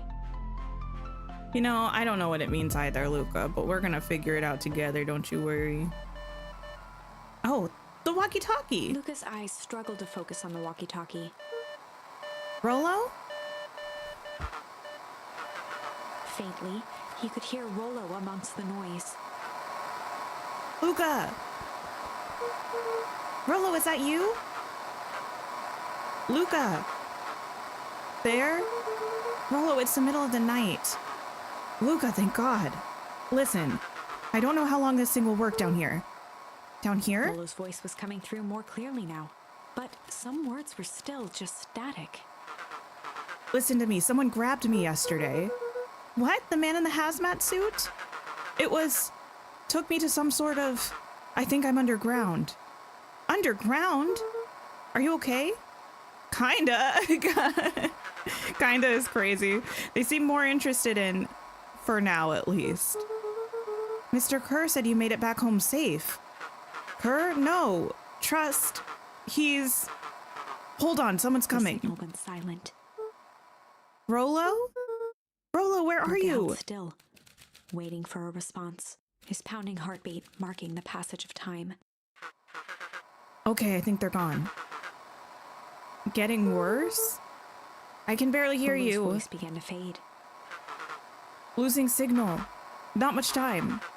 Mission control. You need to... The treehouse. The treehouse! The signal died for good. What was he trying to say about the treehouse? What's at the treehouse? The antenna! He wants me to use the antenna in the treehouse to get a better signal. Rollo, you're a genius. Luca grabbed the walkie-talkie and sprinted to the treehouse. Run, Luca, run. Oh, it's nighttime. Maybe don't run in the middle of the night. Maybe check if Grant's home first. Hook up the walkie-talkie to the radio in the treehouse is what we need to do. Luca heard a group of footsteps approaching. He dashed behind the bushes to avoid being spotted. Oh, who's coming? Oh, it's Gran and people that I don't know. So we all understand our roles. You can count on me. I still think we need more time. That wasn't the original Mr. plan. Tolliver paused, shifting his eyes to one side. We're all in danger now. I, for one, refuse to sit idly by while that danger persists. Hiram, you just keep your wits about you. Mr. Tolliver took one long, quiet breath. You're right, you can count on me. I just wish we could have made that deal with Eris Valentine. Her resources would have still come in handy. As I said, I have no time to contact her after your call this morning. Plans change. How's Luca holding up? He's fine. We shouldn't lose sight of the fact that this is all... I know very well what all of this is for. We have no choice. Operation Sparkplug has a new objective. Are we in agreement? The three shared a determined look. Good. We'll reconvene after the festival. Operation Sparkplug. Oh! Gran knows. She paused a little too long. Gran? Why are you meeting with Mrs. Fratelli and Mr. Tolliver late at night? Hey, Luca! Gah! Dawn, you scared me! How long have you been there? Oh, just a few minutes. Earlier today, I saw Mr. Tolliver and your Gran enter the diner together. When my shift at the newsstand was over, they still hadn't left. So I used the greatest tool of any investigative reporter. Time. When they left, I tailed them here. What do you think they're up to? Whatever it is, they seem organized and determined. They mentioned the festival. Yeah, I heard that too. Has your Gran been doing anything different recently? Anything strange? She got a phone call this morning and rushed out the door. A call from Hiram Tolliver, it seems. She was either furious or terrified. Or both. Luca, be careful out there. I think we might be in the middle of a scoop of a lifetime. I will. Aren't you coming out? Nah, I'm gonna stake out here for a bit longer. See ya, Luca. The slow duck down behind the bushes again. Wait, where am I going? What's this way? The road leading to Beacon Pines was long and uninspiring. A sort of natural barrier for the impatient. Okay, fair enough. Wait, where were we going again? Oh, the treehouse, of course. Old Picker's Pond, yes. Wait, not so fast. What are you two doing? I did it. I changed the sign. Splendid. Did anyone see you? I don't believe so. You were right. It was simple enough to just rearrange the letters. Odd choice for a prank, though. In situations such as these, odd is The good. two boys shared a mischievous grin. Hee hee hee hee hee. I can't wait for everyone to see the big reveal. It should be quite memorable. Let's make ourselves scarce for now.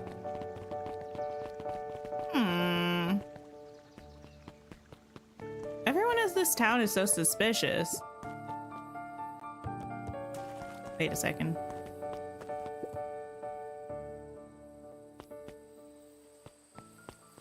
Oh. I don't Luca know. tied a small magnet to the line, fishing with the law of attraction. I can fish other stuff up, I guess. Devil Tinker emote would hit perfectly right now. You know what? You're not wrong. Okay. Pull. Pull. Oh, a key! Where do you think the lock is for this key? Now, why would we want to find that? Because then we'd know the secret. Ah, that's no fun. The second we know what it unlocks, it just becomes a boring old key. Right now, this key could unlock anything. Cool. Okay. Luca gently baited a feather onto the hook. Good for skimming the surface. Okay. Let me just make sure I fished with all of the words.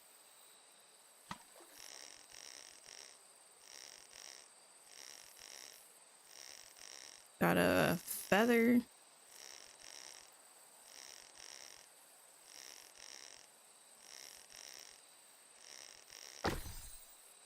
Ooh, a little rubber duck.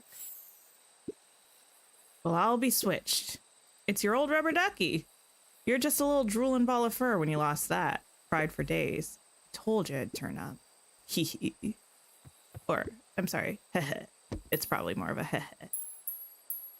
Struggle. Luca placed a sinker on the line. Sometimes the best stuff is at the bottom of the pond.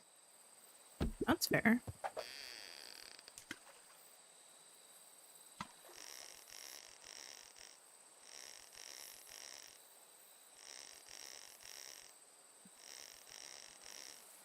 We find now.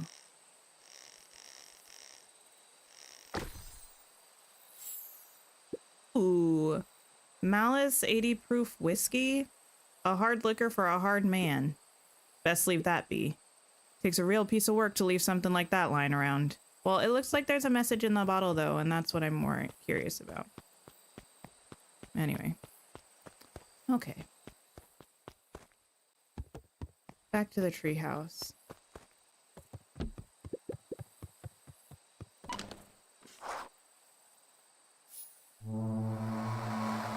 All right. What can we make out? Rolo? Rolo, are you there?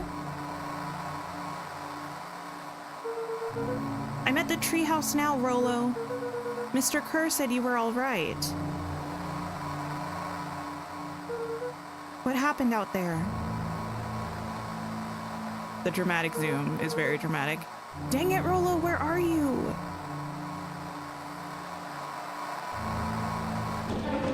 Huh? Who's there? Luca could only see a cloaked shape behind the rocket. I've got weapons in here, so you'd better come out right now. He strained to hear as a muffled voice began. Weapons? How could you hurt something that's already dead? Fear gripped Luca's throat. Who are you? What? You don't recognize me? I guess I don't even recognize myself anymore. No! Luca stared at the ground for a moment, trying to place the dampened voice. The figure shifted slowly from behind the rocket, revealing itself to Luca. I'm a monster, and now they hunt me like the beast I am. Iggy? Luca reached over empathetically. Iggy's tone jolted to dejected anger. Don't touch me.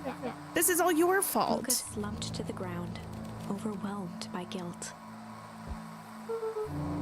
I'm so sorry. I didn't mean to. I lost control. So you couldn't control yourself for a second, and I get to be like this forever? There must be a way to fix this. Oh, you gonna be my savior? Perfect little Luca saves the day with his positive attitude and the power of friendship. None of this matters. There's no time. They're after me. They chased me all through Weep Wood. I mean, okay, here's the thing, though.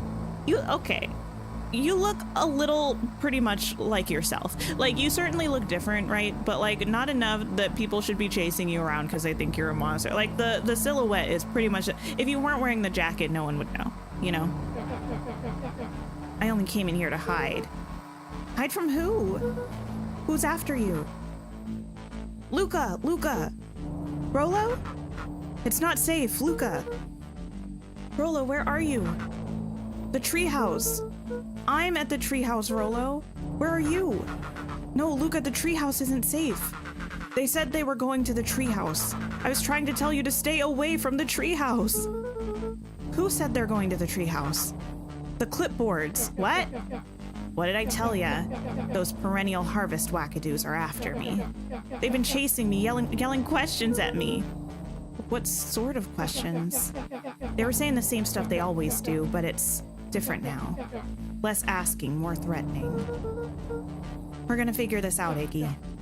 Yeah, well, thanks. Hello?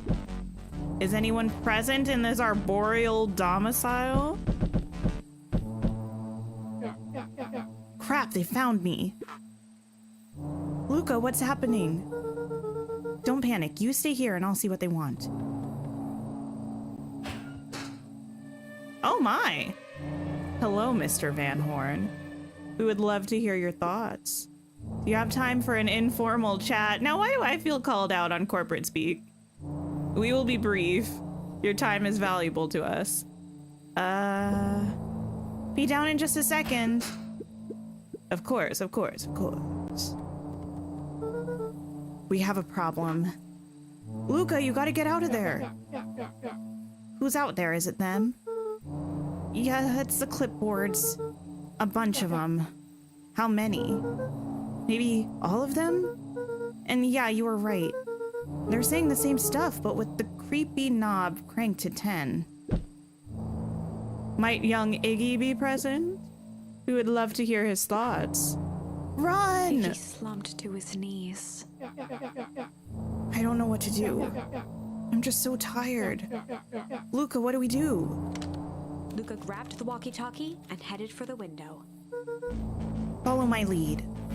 Okay. Luca and Iggy climbed up the back of the treehouse to its roof, where Rollo had constructed his MCDC.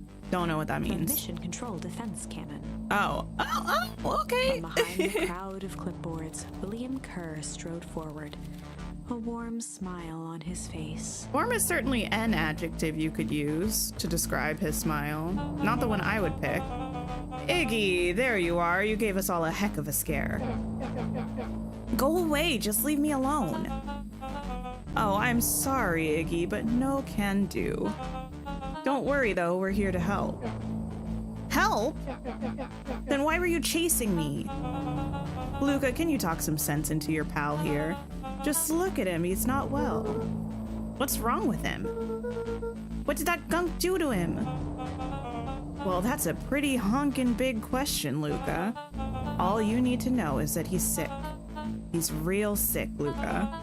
I just need you to let us up there and take care of him. You told me Rollo was okay, that he was back at his place resting. He is. Poor fella just got a little lost. That's a lie. That is a hurtful thing to say, Luca. I thought we were buddies. Why? Because he lets you ramble on like a wackadoo? They love the word wackadoo. Nobody likes you, you creep. Kerr's smile faltered. Why don't you pop on down here so we can have a face-to-face? Yelling like this is gonna give us all a heck of a sore throat. And who wants that? Luca's grip tightened on the MCDC. What did you do to Rollo, you liar? Well, shucks, Luca. The only teeny tiny fib I told you was that he was at home.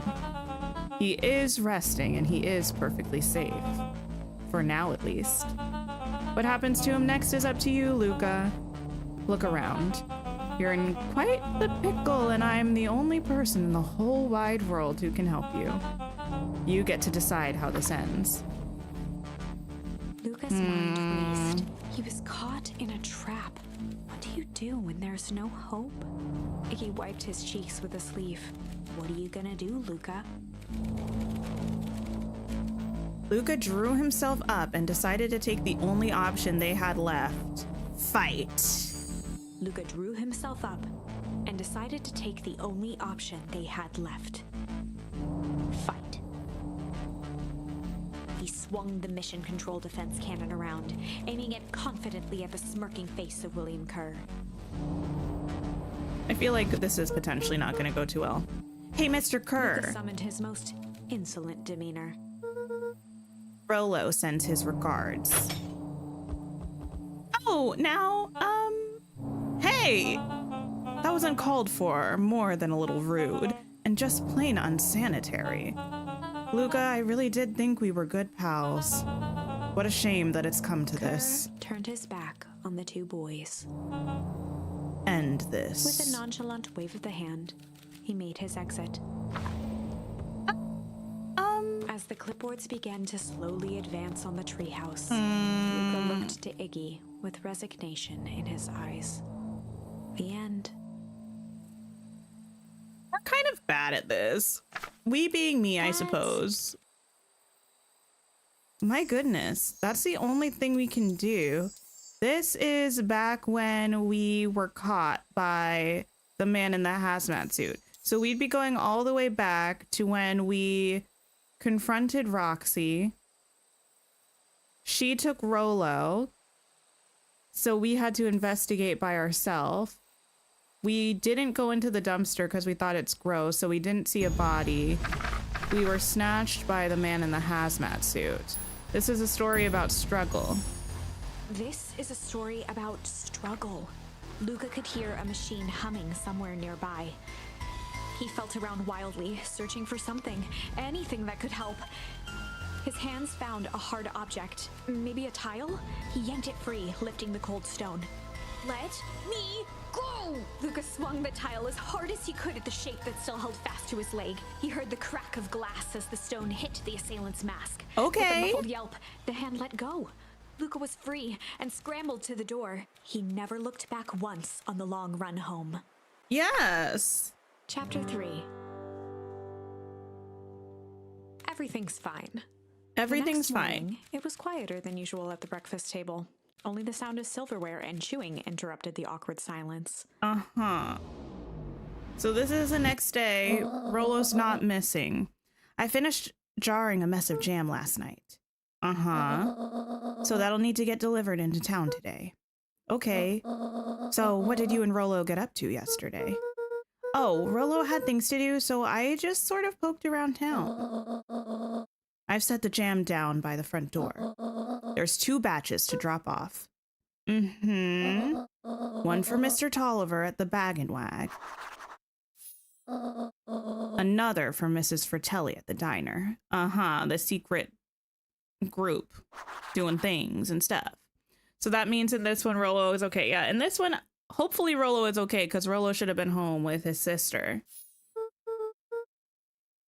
Oh, and Mr. Nuncreed. He said he wanted some more. I suspected as much. Yes, he seems to have taken a particular interest in my jam.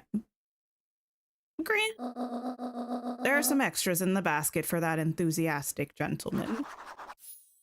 We don't trust Mr. Nuncreed, though. He's part of the problem. Just make sure Fratelli and Tolliver get the ones on top. No problem. Off with you now while the day is still young. You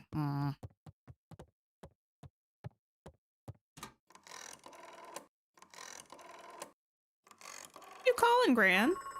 On your rotary phone. Hello, it's Juniper Hartford. Before you hang up, just hear me out. I have a business proposition. The simple matter is we both have the same problem that needs solving. Very well, we can meet tonight. Uh-huh. Oh, a gift! Don't trust it. Everyone in this is so sus. Here, Gran, I think this is for you. No? Oh, wait, no, this is, never mind. Never mind, this is mine. I need it to go bring it to the people. Not the rotary phone call? Well, you could tell it was a rotary phone. Okay. Sorry about yesterday, Roxy can be so annoying. But good news, no more boring chores for me today. Wait. So this means we haven't met Beck yet. Because we met Beck the day that Rolo was missing. Huh. Did you make it to the old Valentine warehouse? So, what did you find? Give me the dirt. Something happened. There was someone else there. What? Who was it? Was it aliens? I knew it would be aliens. No. Zombies? No. Alien zombies? What else could it possibly be? Rolo, I've got to deliver these into town first. We can catch up after. Ooh, is it a whole thing? Sounds like a whole thing. Yeah, we shouldn't talk about it here. Meet me at the treehouse tonight. I'm not sure what this treehouse is you speak of. Meet me at mission control. Roger that, Space Cadet. Alright. Well, we're going into town. We gotta go specifically to... Wait, watch your step. Oh, sorry. There's a whole family of beetles here. They've gone missing. I thought they just sort of wandered around. Everyone has a home, Luca. Even Luca beetles. checked the soles of his sandals. I think we're okay. It's weird that they're gone. They went missing when the festival preparations began. You think the noise scared them away? Something like that. Just watch where you step, okay? Alright. You can tell those jerks it doesn't matter how many boxes they pile up. I ain't moving. Humph. Okay, you ain't moving. I got it.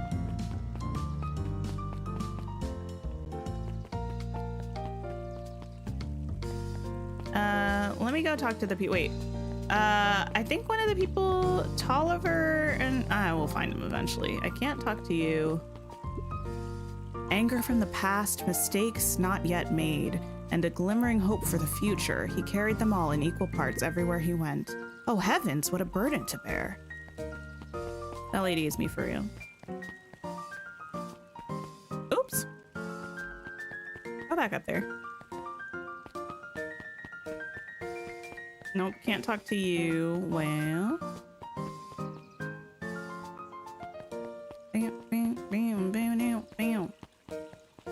Okay. Hello. Mr. Wilder, I trust you have time to chat. Eris Valentine, oldest of Sharper Valentine's children, and heir to the Valentine fortune, had a way of making questions seem like demands. Certainly. What seems to be the problem? Mr. Wilder had learned to assume that if he was hearing from Eris, it was because she had taken issue with something he had put in the paper. Of course. I couldn't help but notice that the front page of this morning's paper was consumed with stories about this silly festival. Well, yes, that's the news of the day. But there was no mention of the museum, nor the foundation through which it was endowed. I'm sorry, Miss Valentine. My readers are more so interested in this town's future rather than any one family in particular. There was a time, Mr. Wilder, when the goings-on of my family was the only thing this town cared about. Well, things change, ma'am. And you know change is dangerous. If you finish that thought, I will make that monocle a permanent fixture of your anatomy. My apologies. Good day, Miss Valentine. Did I give you the impression this conversation was finished? Mr. Wilder averted his gaze and began to polish his monocle. Well, good day, Mr. Wilder. Ooh. My goodness.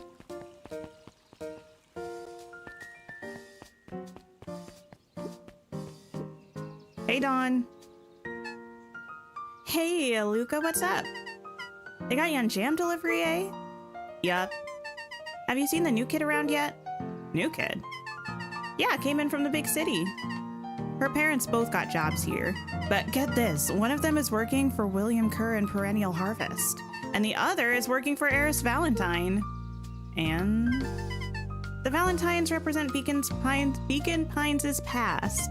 Perennial Harvest has positioned itself as the town's future. Must make for some interesting table conversations. I can imagine. All right.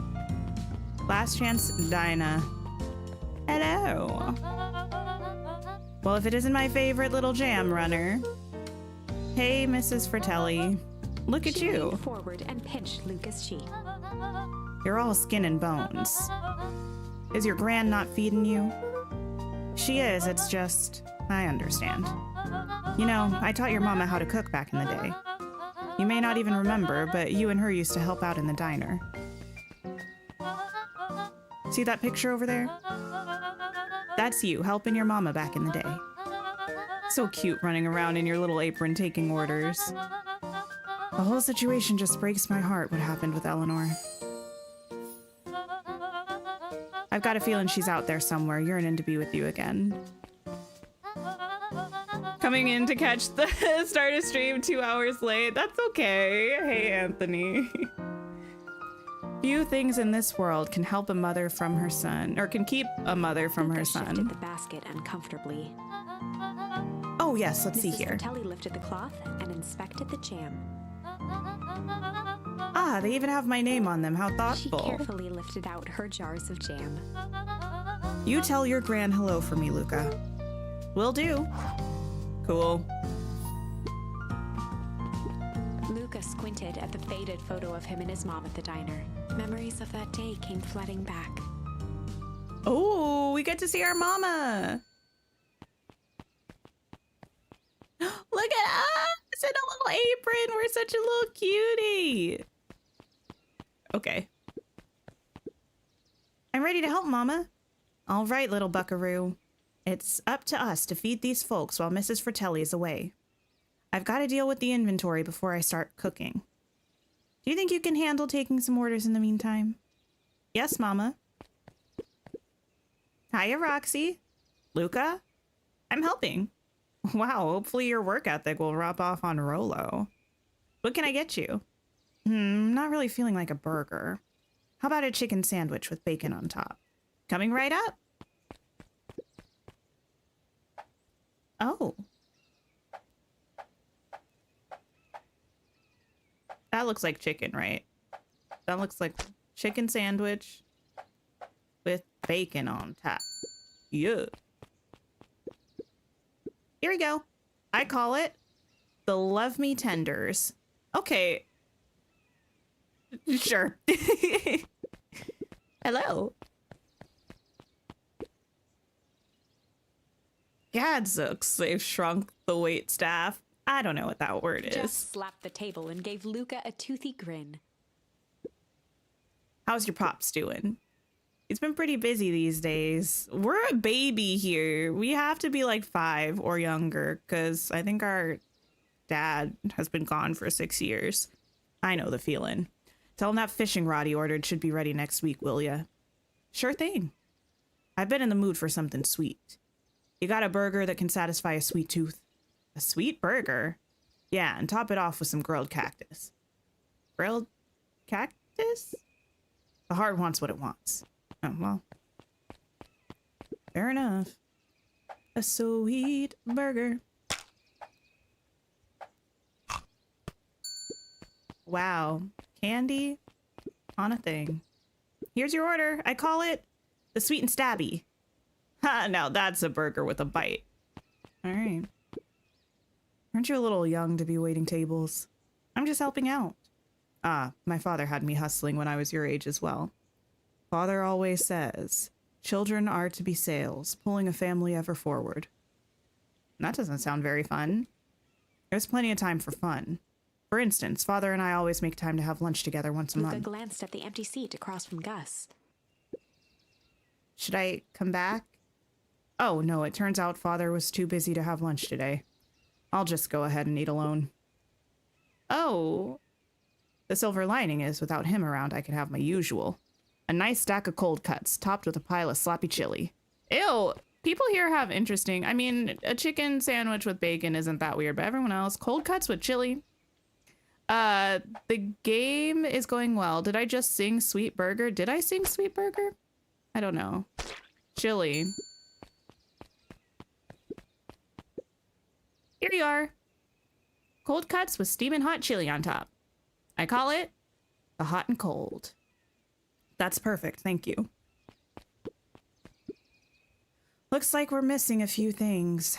Why don't you run out and grab some more ingredients? I'm 5. Okay, I'll be back.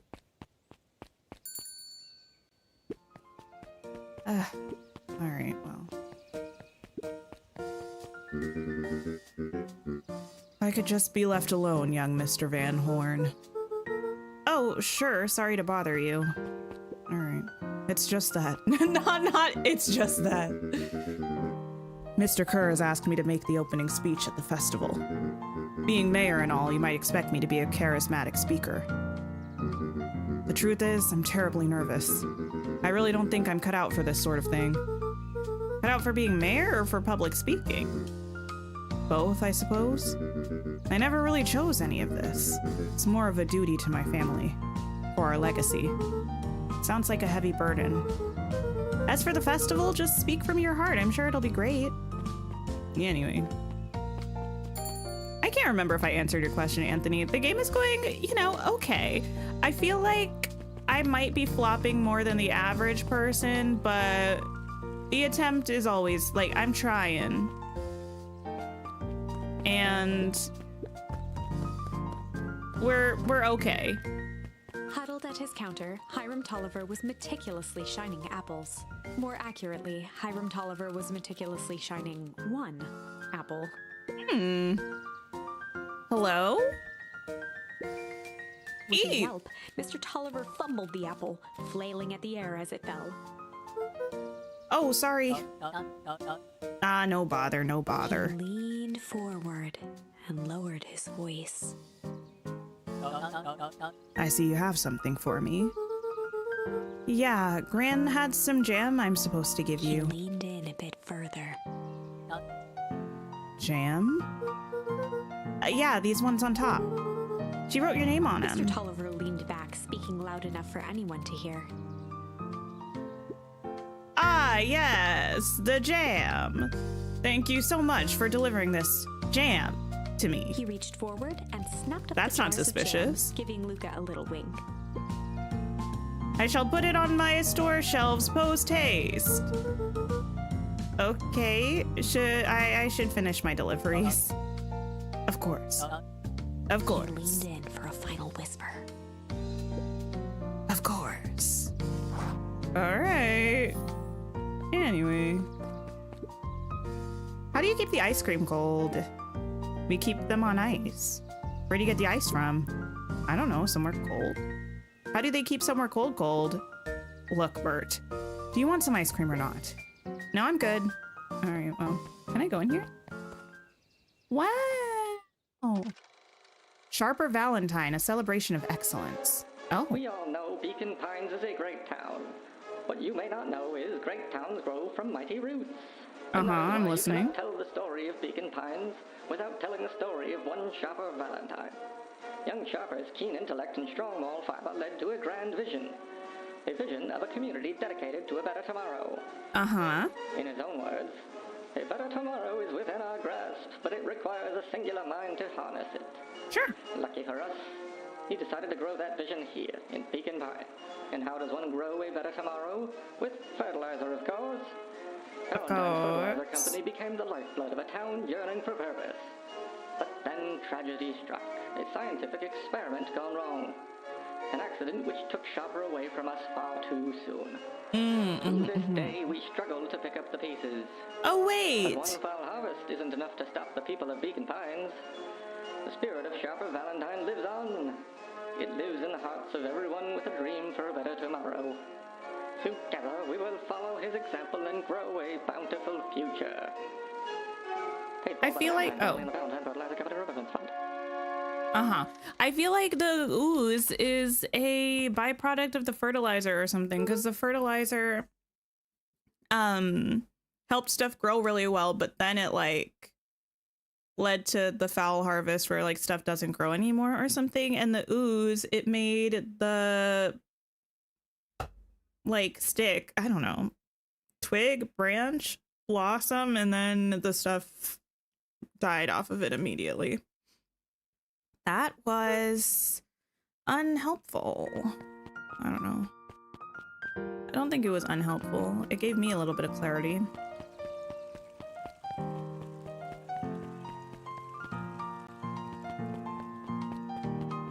We don't trust this man. We don't know that we don't trust this man yet, but we don't trust this man.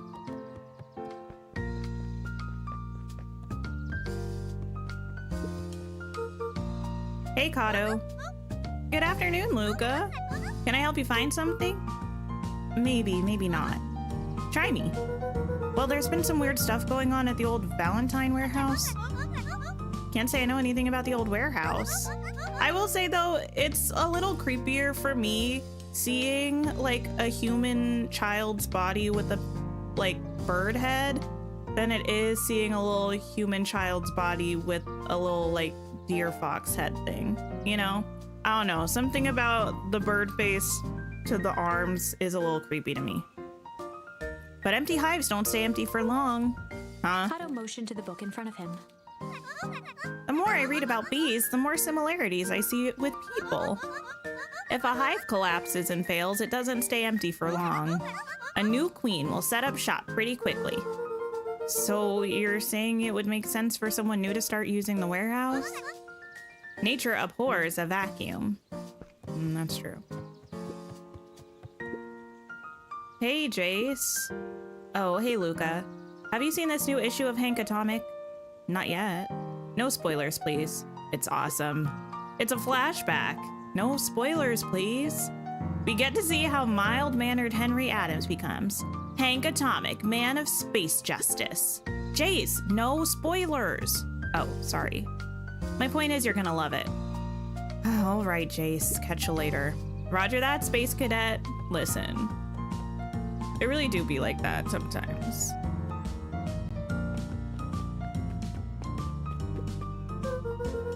Got some jam for you, Mr. Nuncreed. Or, like I like to call you, Mr. Nun Good. I don't know. Mr. There's something there that I just can't spend the mental energy to think of right now. There's something there. None what you seem. I don't know. Luca, you seem chipper. Well, aside from being on delivery duty, it's a nice day. Mr. Nuncreed eyed Luca for a moment, then nodded in agreement. I suppose it is. So, do you want your jam? Oh, right. Usually Juniper drops those off herself. I guess she's busy today. Anyway, this is my last delivery for the day. Oh, in that case... Nuncreed snatched the basket from Luca. I'll hold on to the basket until the next time I see your grand. Oh, hey, it's Beck. Hey, you. Anchovies or pineapple? What? Don't think. Just answer. Pineapple? Why? How old are you? 12? Perfect. Follow me. Who are you?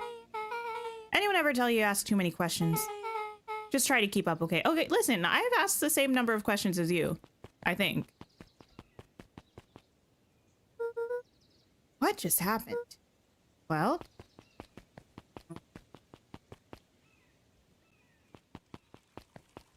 where are we going? Hey, what a crazy coincidence. Here's my new friend I was just telling you about. Oh, that's wonderful. Yep, we just hit it off. Oh, really? Get this, his favorite pizza topping in the whole world is pineapple. Oh, and what's your new little friend's name? Beck locked eyes with Luca. The look on her face was equal parts expectant and desperate. Luca Van Horn, nice to meet you. I'm Nellie, and this is Ilona. We're Beck's parents. Beck gave Luca a quick nudge. Oh yeah, Beck told me all about you. Already feels like we've known each other for years. So you both can stop obsessing about me making friends. Oh darling, we never doubted you. It's just that for children with fewer than 5 close friends, the probability of a stunted development double. Is that true? If so, that explains a lot about me. Well, 1 down, 4 to go, I guess. What Nellie means is that we just want this move to be as easy on you as possible. You can relax. A friend has been friended. This calls for a celebration. Luca, you must join us for dinner tonight. Dinner? Wow, another coincidence. I actually already asked him and he said he would love to. It's just... wonderful. In that case, we should pick up some groceries. You two don't get into too much trouble now.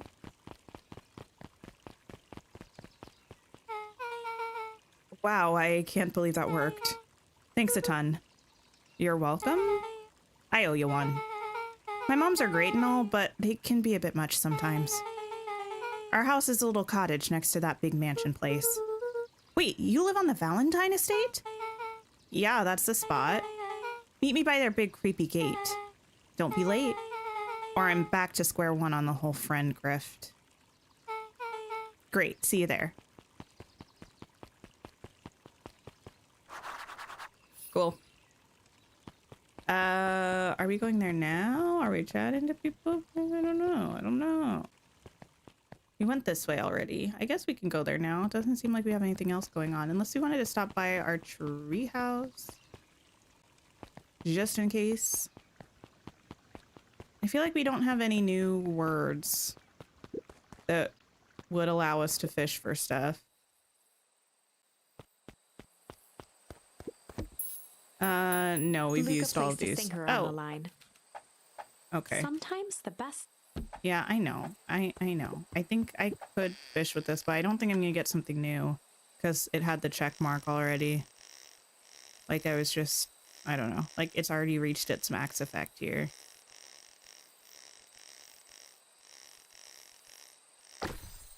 Yeah. Okay. Cool. Yeah, we've already read this.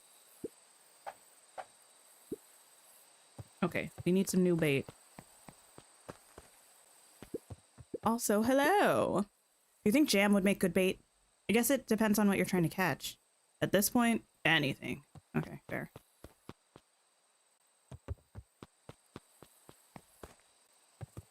Okay, our house, not much going on. I mean, I guess to be fair, we're also back to before the point where that one little kid that was a bully, but what's his name, Iggy? We're before the point that we accidentally transformed Iggy into a monster, so maybe all's well that ends well. Okay. To the estate, I think it's this way. And then I think it's this way. This doesn't feel right.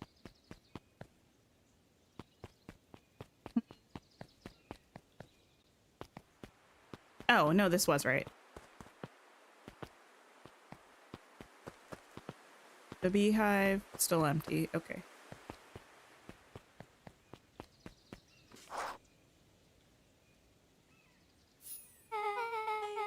So, who all lives in that house? Eris and Gus Valentine grew up there. And Solomon moved in a few years back. The creepy little kid in the vest. And sounds like the one. So, just 3 people live in that huge thing? I bet a bunch of shady stuff happens all the time in a place like that. Not really. The Valentines pretty much keep to themselves. So it's empty and boring?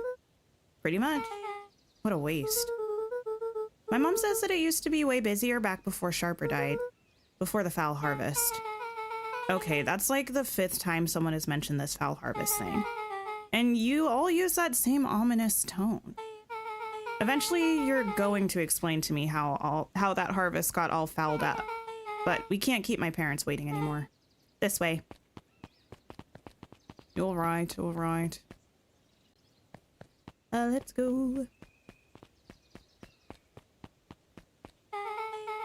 Most kids would have just ditched me by this point. Why are you still here? You looked like you could use some help. You know what, Luca? You're not so bad. Let's get through this as simply as possible. Just eat, smile, and nod. Fun. Great. Whatever you do, don't bring up their work. I think I can handle that. Beck took a long breath, then gave a firm nod. Here goes nothing. Ooh, here we go. Chapter 4. Dinner with the Moodwills. The Moodwills. Ilona Moodwill was worried about change. A gardener at heart, she understood the necessity of change, relied on it even. But there was a difference between the controlled world of her plants and this cluttered cottage in a strange town. Of course. Almost done. Nellie was a blur of activity, digging through boxes. Sorry, love. Couldn't find the dishes. We'll have to make do with paper plates. Dinner went by without much conversation. As she watched Beck and Luca finish up their pizza, Ilona let herself relax into the chair. The things she cared about were still here. Nellie finally had the job of her dreams. Beck was beginning to take root. Ilona's task was simply to tend to them. She could do that. That's very sweet. So, Luca, tell us a bit about yourself. Where do you live? Oh, I live with my grandma. Over on the other side of the river. Your grandma? Where are your parents at? Beck, manners. It's all right. My dad passed away in an accident at the fertilizer plant 6 years back. Oh, dear. My mom's been missing for a few months now. Like, missing? Luca's eyes were fixed to his plate, pushing a chunk of pineapple around with his finger. Nellie was the one who eventually broke the silence. Luca, how did you like the pizza? Oh, it was good. Very good. Normally, we'd have put more effort into dinner. Nervously gestured toward the boxes. We aren't fully settled in, and Beck has mentioned that it's your favorite. I'm sorry, are we just skipping the part where he said his mom was missing? Beck. I'm sorry, Luca. This move has us all a little tired. Luca wiped his face with his sleeve. Poor little Luca. No, it's fine. So, Beck said that you moved here for work? Beck gave Luca a swift kick under the table. Ow! I mean, what brought you to Beacon Pines? Oh, you were right the first time. We're here for work. Nellie won't tell you this, but she's a brilliant chemist. I don't know about brilliant, but I do love it. She's brilliant. Perennial Harvest just made her their newest lead researcher of deep engineering. She makes it sound more impressive than it is. I'm just happy that I get to make a difference in the world. Perennial Harvest is at the forefront of evolving agriculture into something more useful than sprinkling water and excrement on the ground. Luca glanced over to Beck. She seemed to be holding her breath. What Nellie means, Luca, is that there are different ways to grow plants. Yes, some people talk to their plants and hope for the best.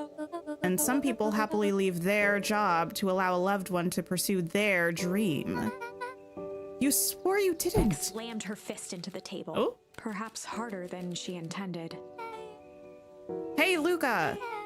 How about some dessert? I actually have to meet my friend Rollo soon. Luca glanced outside to gauge the time. The sky was darker than he expected, filled with ominous clouds. Looks like there's a storm brewing. I should get going. Oh, I didn't think there was any rain in the almanac.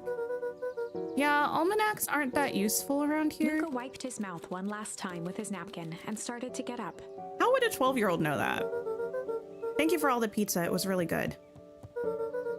See you at the festival, Beck. Oh, her unlucky coin. She's gonna follow us. Wait up. I'll walk you home. Surprised, Luca turned around. He knew Rollo could be prickly around new people. I need to get over it. But Beck seemed cool.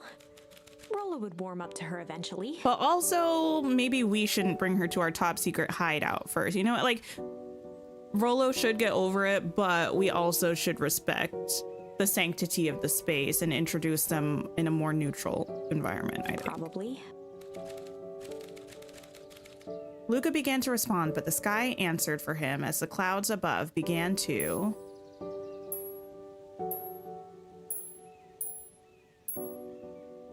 break. Luca began to respond, but the sky answered for him as the clouds above began to break, revealing patches of star-filled summer night. Moonlight filtered down, shimmering in the treetops. Sure, you can meet Rollo. You're not going home? No, I promised Rollo I'd tell him about... Luca stopped himself mid-sentence. Promised you tell him what? Spit it out, bub. We're thick as thieves now. If there's a juicy secret, you've got to tell me. Okay. You can come to the treehouse and I'll tell you both what happened. Oh, Luca, bad idea, bad idea. Heck yeah. Wait, why are you running in front of me? You don't know where the treehouse is. Or you shouldn't. Luca saw Beck skulking by the gate. So you're telling me there's nothing mysterious or creepy about this place? It's mostly boring and empty. I refuse to believe that. Big spiked gate, looming mansion, rich reclusive owners. It even smells shady. Beck grabbed the wrought iron bars and shook the gate. Mark my words, you decadent nightmare house. You will reveal your secrets to me! Oh! Oh! What did you do? First of all, I told you so. Second, hide.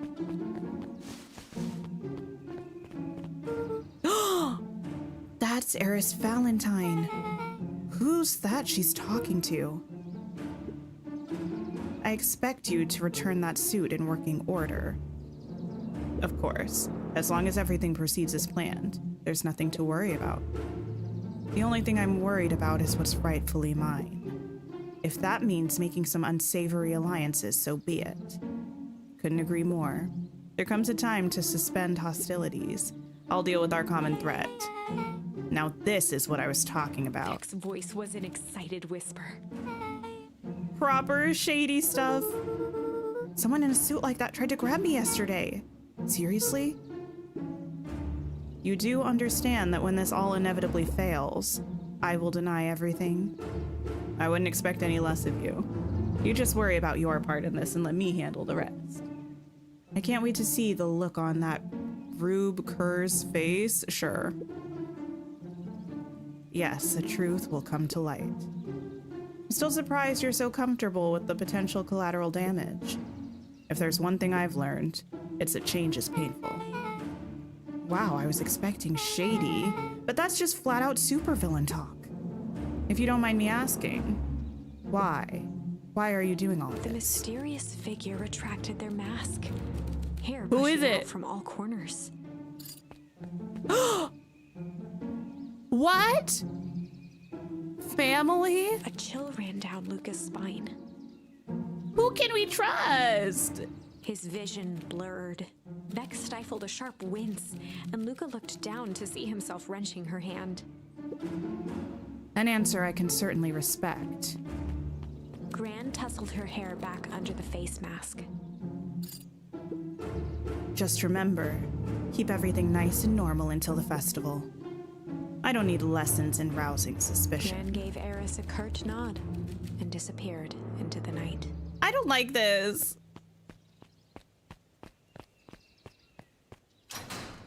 What in the world?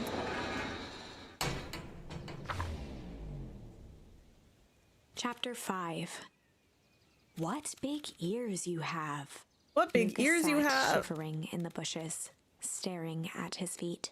After checking to make sure the coast was clear, Beck gave him a gentle tug on his sweater.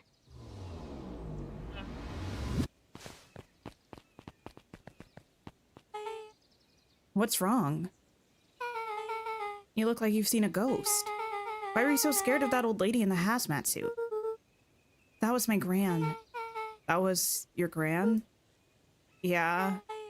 Okay, well, I'm sure there's a perfectly reasonable explanation for all of this. Let's just get to the treehouse and figure things out there. Lead the way.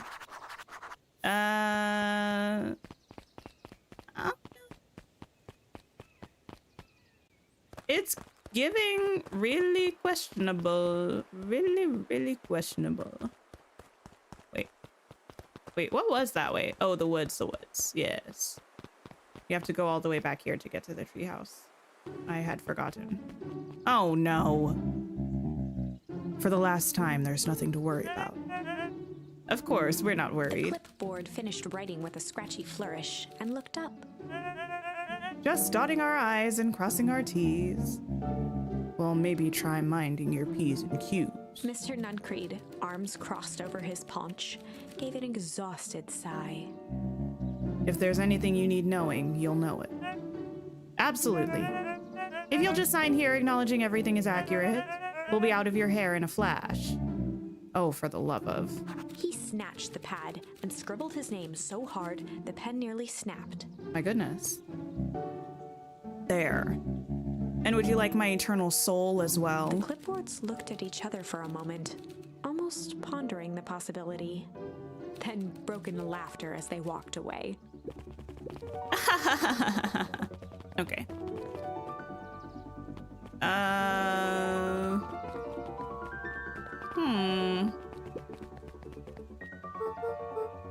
Hi, Mr. Nuncreed. Luca, let me give you some advice. The next time someone you don't know asks to hear your thoughts, give him a good hard bop right in the kisser. What? Oh, Gran tells me to just keep away from the clipboards. That's good, that's good. Your Gran is a smart lady, Luca. Speaking of which, you'd better run along home now. Too dark out to be wandering on your own. All right, well. I mean, we're not going home per se, but we are leaving. The answers you seek will be revealed to you in due time. The question is, the figure intoned, are you prepared to live with the truth?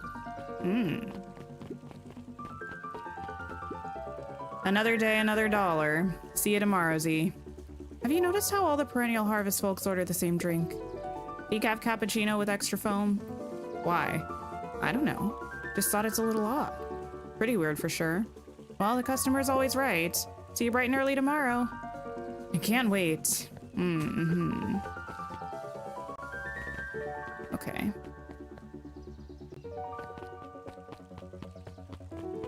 I need to go. What are you two up to? William Kerr and Gus Valentine proudly surveyed the half-covered festival banner. All coming together quite nicely. Couldn't have done it without The mayor you. gave a half-hearted shrug. I'm not so sure about that. Nonsense. That reminds me, I wasn't able to thank your sister for her contributions. Yes, she has been indisposed of late. She doesn't like me much, does she? Oh, no, that's not it at all. She's just been busy. Of course. Regardless, I would be forever grateful if you would pass my thanks on to her. The History Museum adds a real air of import to the whole affair. And we couldn't very well celebrate the story of Beacon Pines without including the Valentines. My father was a great man. You're darn tootin' he was. Kerr locked his arm on Gus's shoulder. But I mean the entire Valentine family, present company included. Can I ask you something, Mr. Kerr? Call me William. Ask away. William, why are you doing all of this? Gosh, I've never felt one needed a compelling reason to throw a party. Not just the festival. All of this. There's gotta be 100 down on their luck towns out there. Why is Perennial Harvest so invested in helping Beacon Pines? You know what I love most about the agriculture business? Seeds. Seeds? Yep, little bundles of potential. Glimmer in his eye, Kerr gestured grandly toward the horizon.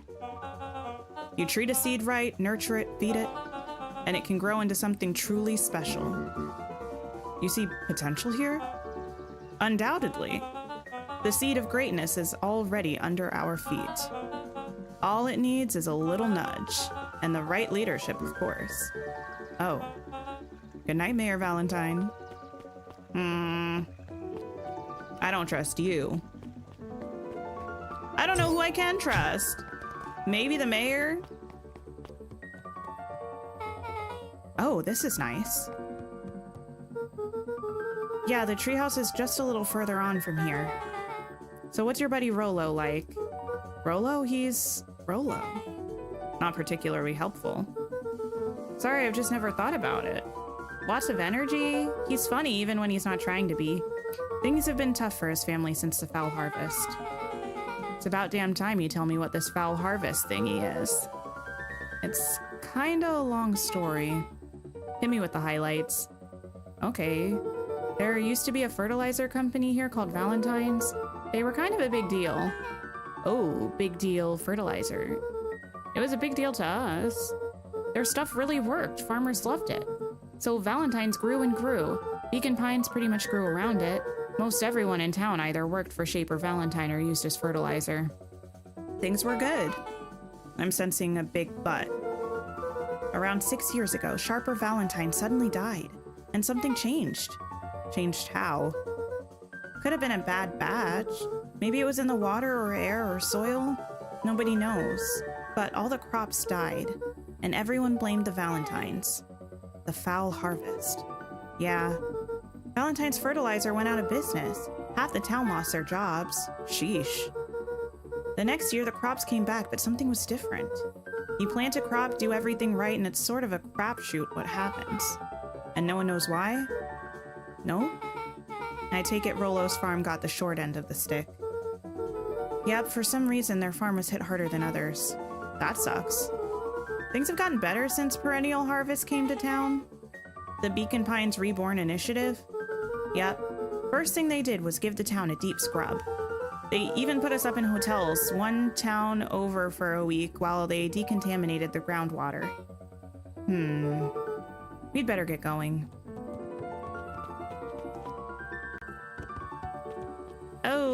Hey, Rolo. It's about time. I was about to give up and go home. Who's a new kid? Name's Beck. You must be Rolo. I see my reputation precedes me. Welcome to Mission Control. Waggled his head with pride. He seems fine about it, actually. You'll find we've spared no expense in construction. I've seen worse looking piles of junk. Thanks. Hey, Luca, you know those security concerns we talked about? Yeah? While I was waiting, I made some improvements. Let me lock this baby down for a little test infiltration. Can't be too safe these days. Oh. Okay. Huh? Okay.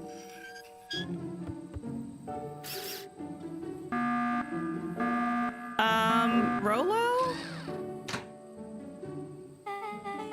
He goes all out, doesn't he? Always. Oh, lavish. Fancy, fancy.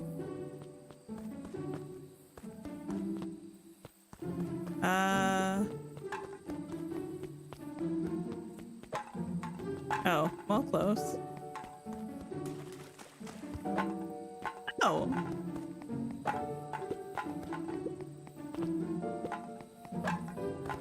Trying to hit the target, which is what I presume I'm supposed to do.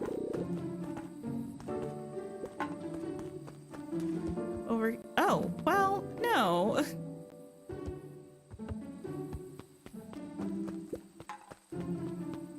Throw this. Oh, success! Oh my goodness. Aha!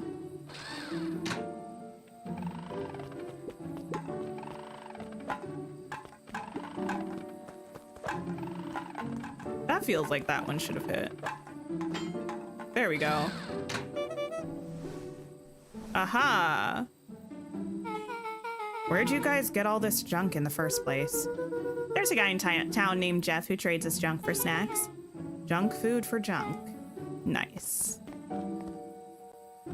Feel like that's just me actually trying to be sporty in real life. Wait, throwing a can? What do you mean by that? No, what do you mean by that? So, pretty sweet security, right? It was imaginative, I'll give you that. Luke, are we sure we can trust this new recruit? I'll vouch for her. Thanks, I guess. Okay, Luca, you promised to fill me in about the Valentine warehouse. Luca sucked in a lot. Oops. So, like I said, there was someone there. Missing all the throws? Nah. I don't do things that require me to aim for stuff that often, but I'll have you know, I'm pretty good at, like, cornhole. And I'm pretty good at throwing a basketball into a hoop if I'm not being impeded by someone. So I feel like my aim is all right. What were they doing? I don't know, but the place was lit up and active. Maybe there were squatters. I don't think so. It seemed more organized. When the man pulled me in, I saw some sort of equipment running. A man pulled you in? Yeah, but I got away. You keep saying it was a man. They were wearing a mask, right? Yeah. Then it could have been a woman. How did you get away? I grabbed a rock or something and broke their mask. They let go and I ran. Dang. That's intense. No wonder you freaked out when you saw your grandma. Yeah, that's the other part.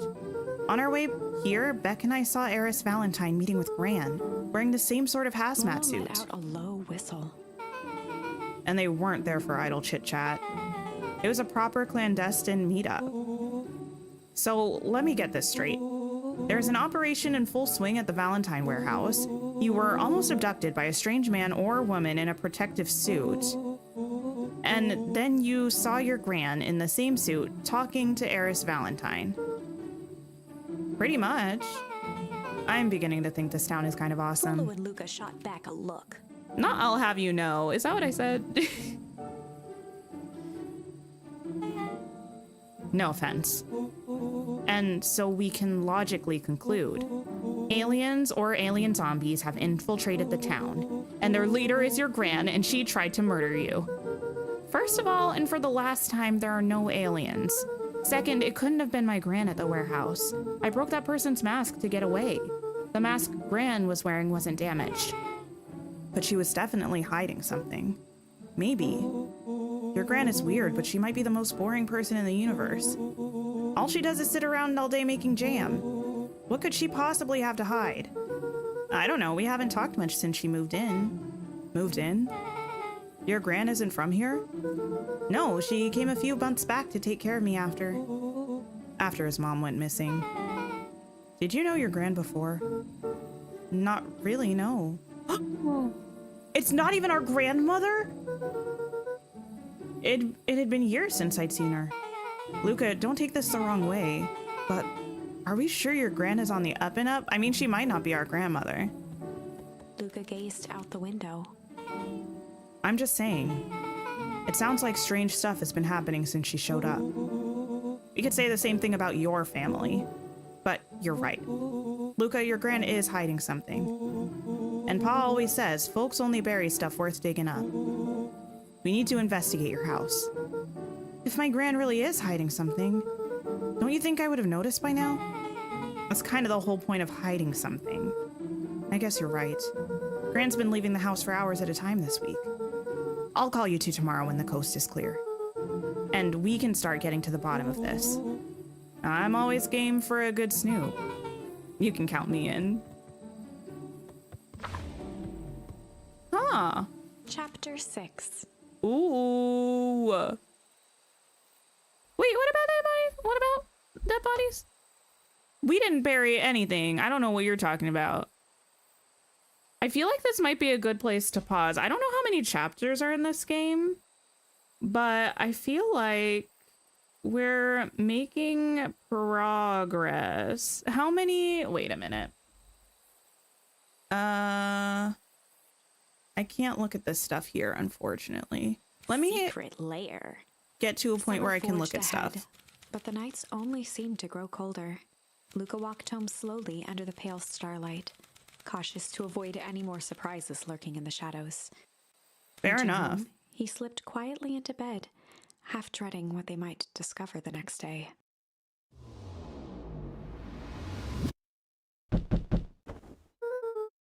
What time is it?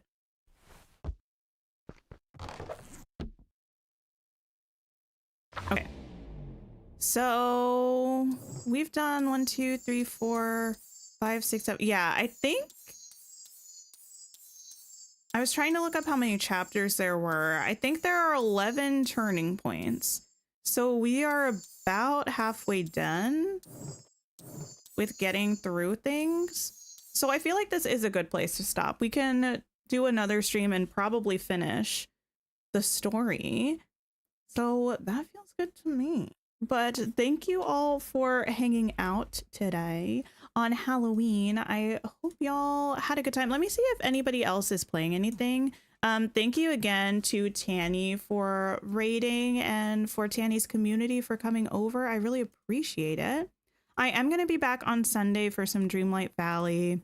We'll probably try to finish this next week. Let's go see my day old tea. Happy Halloween. Let's check out the floating island event. So please stop by and say hey to Savannah and drop a like. And I hope y'all have a wonderful rest of your day or night today. Stay safe if you're going out doing Halloween things. And I will see y'all really soon. Goodbye, everybody.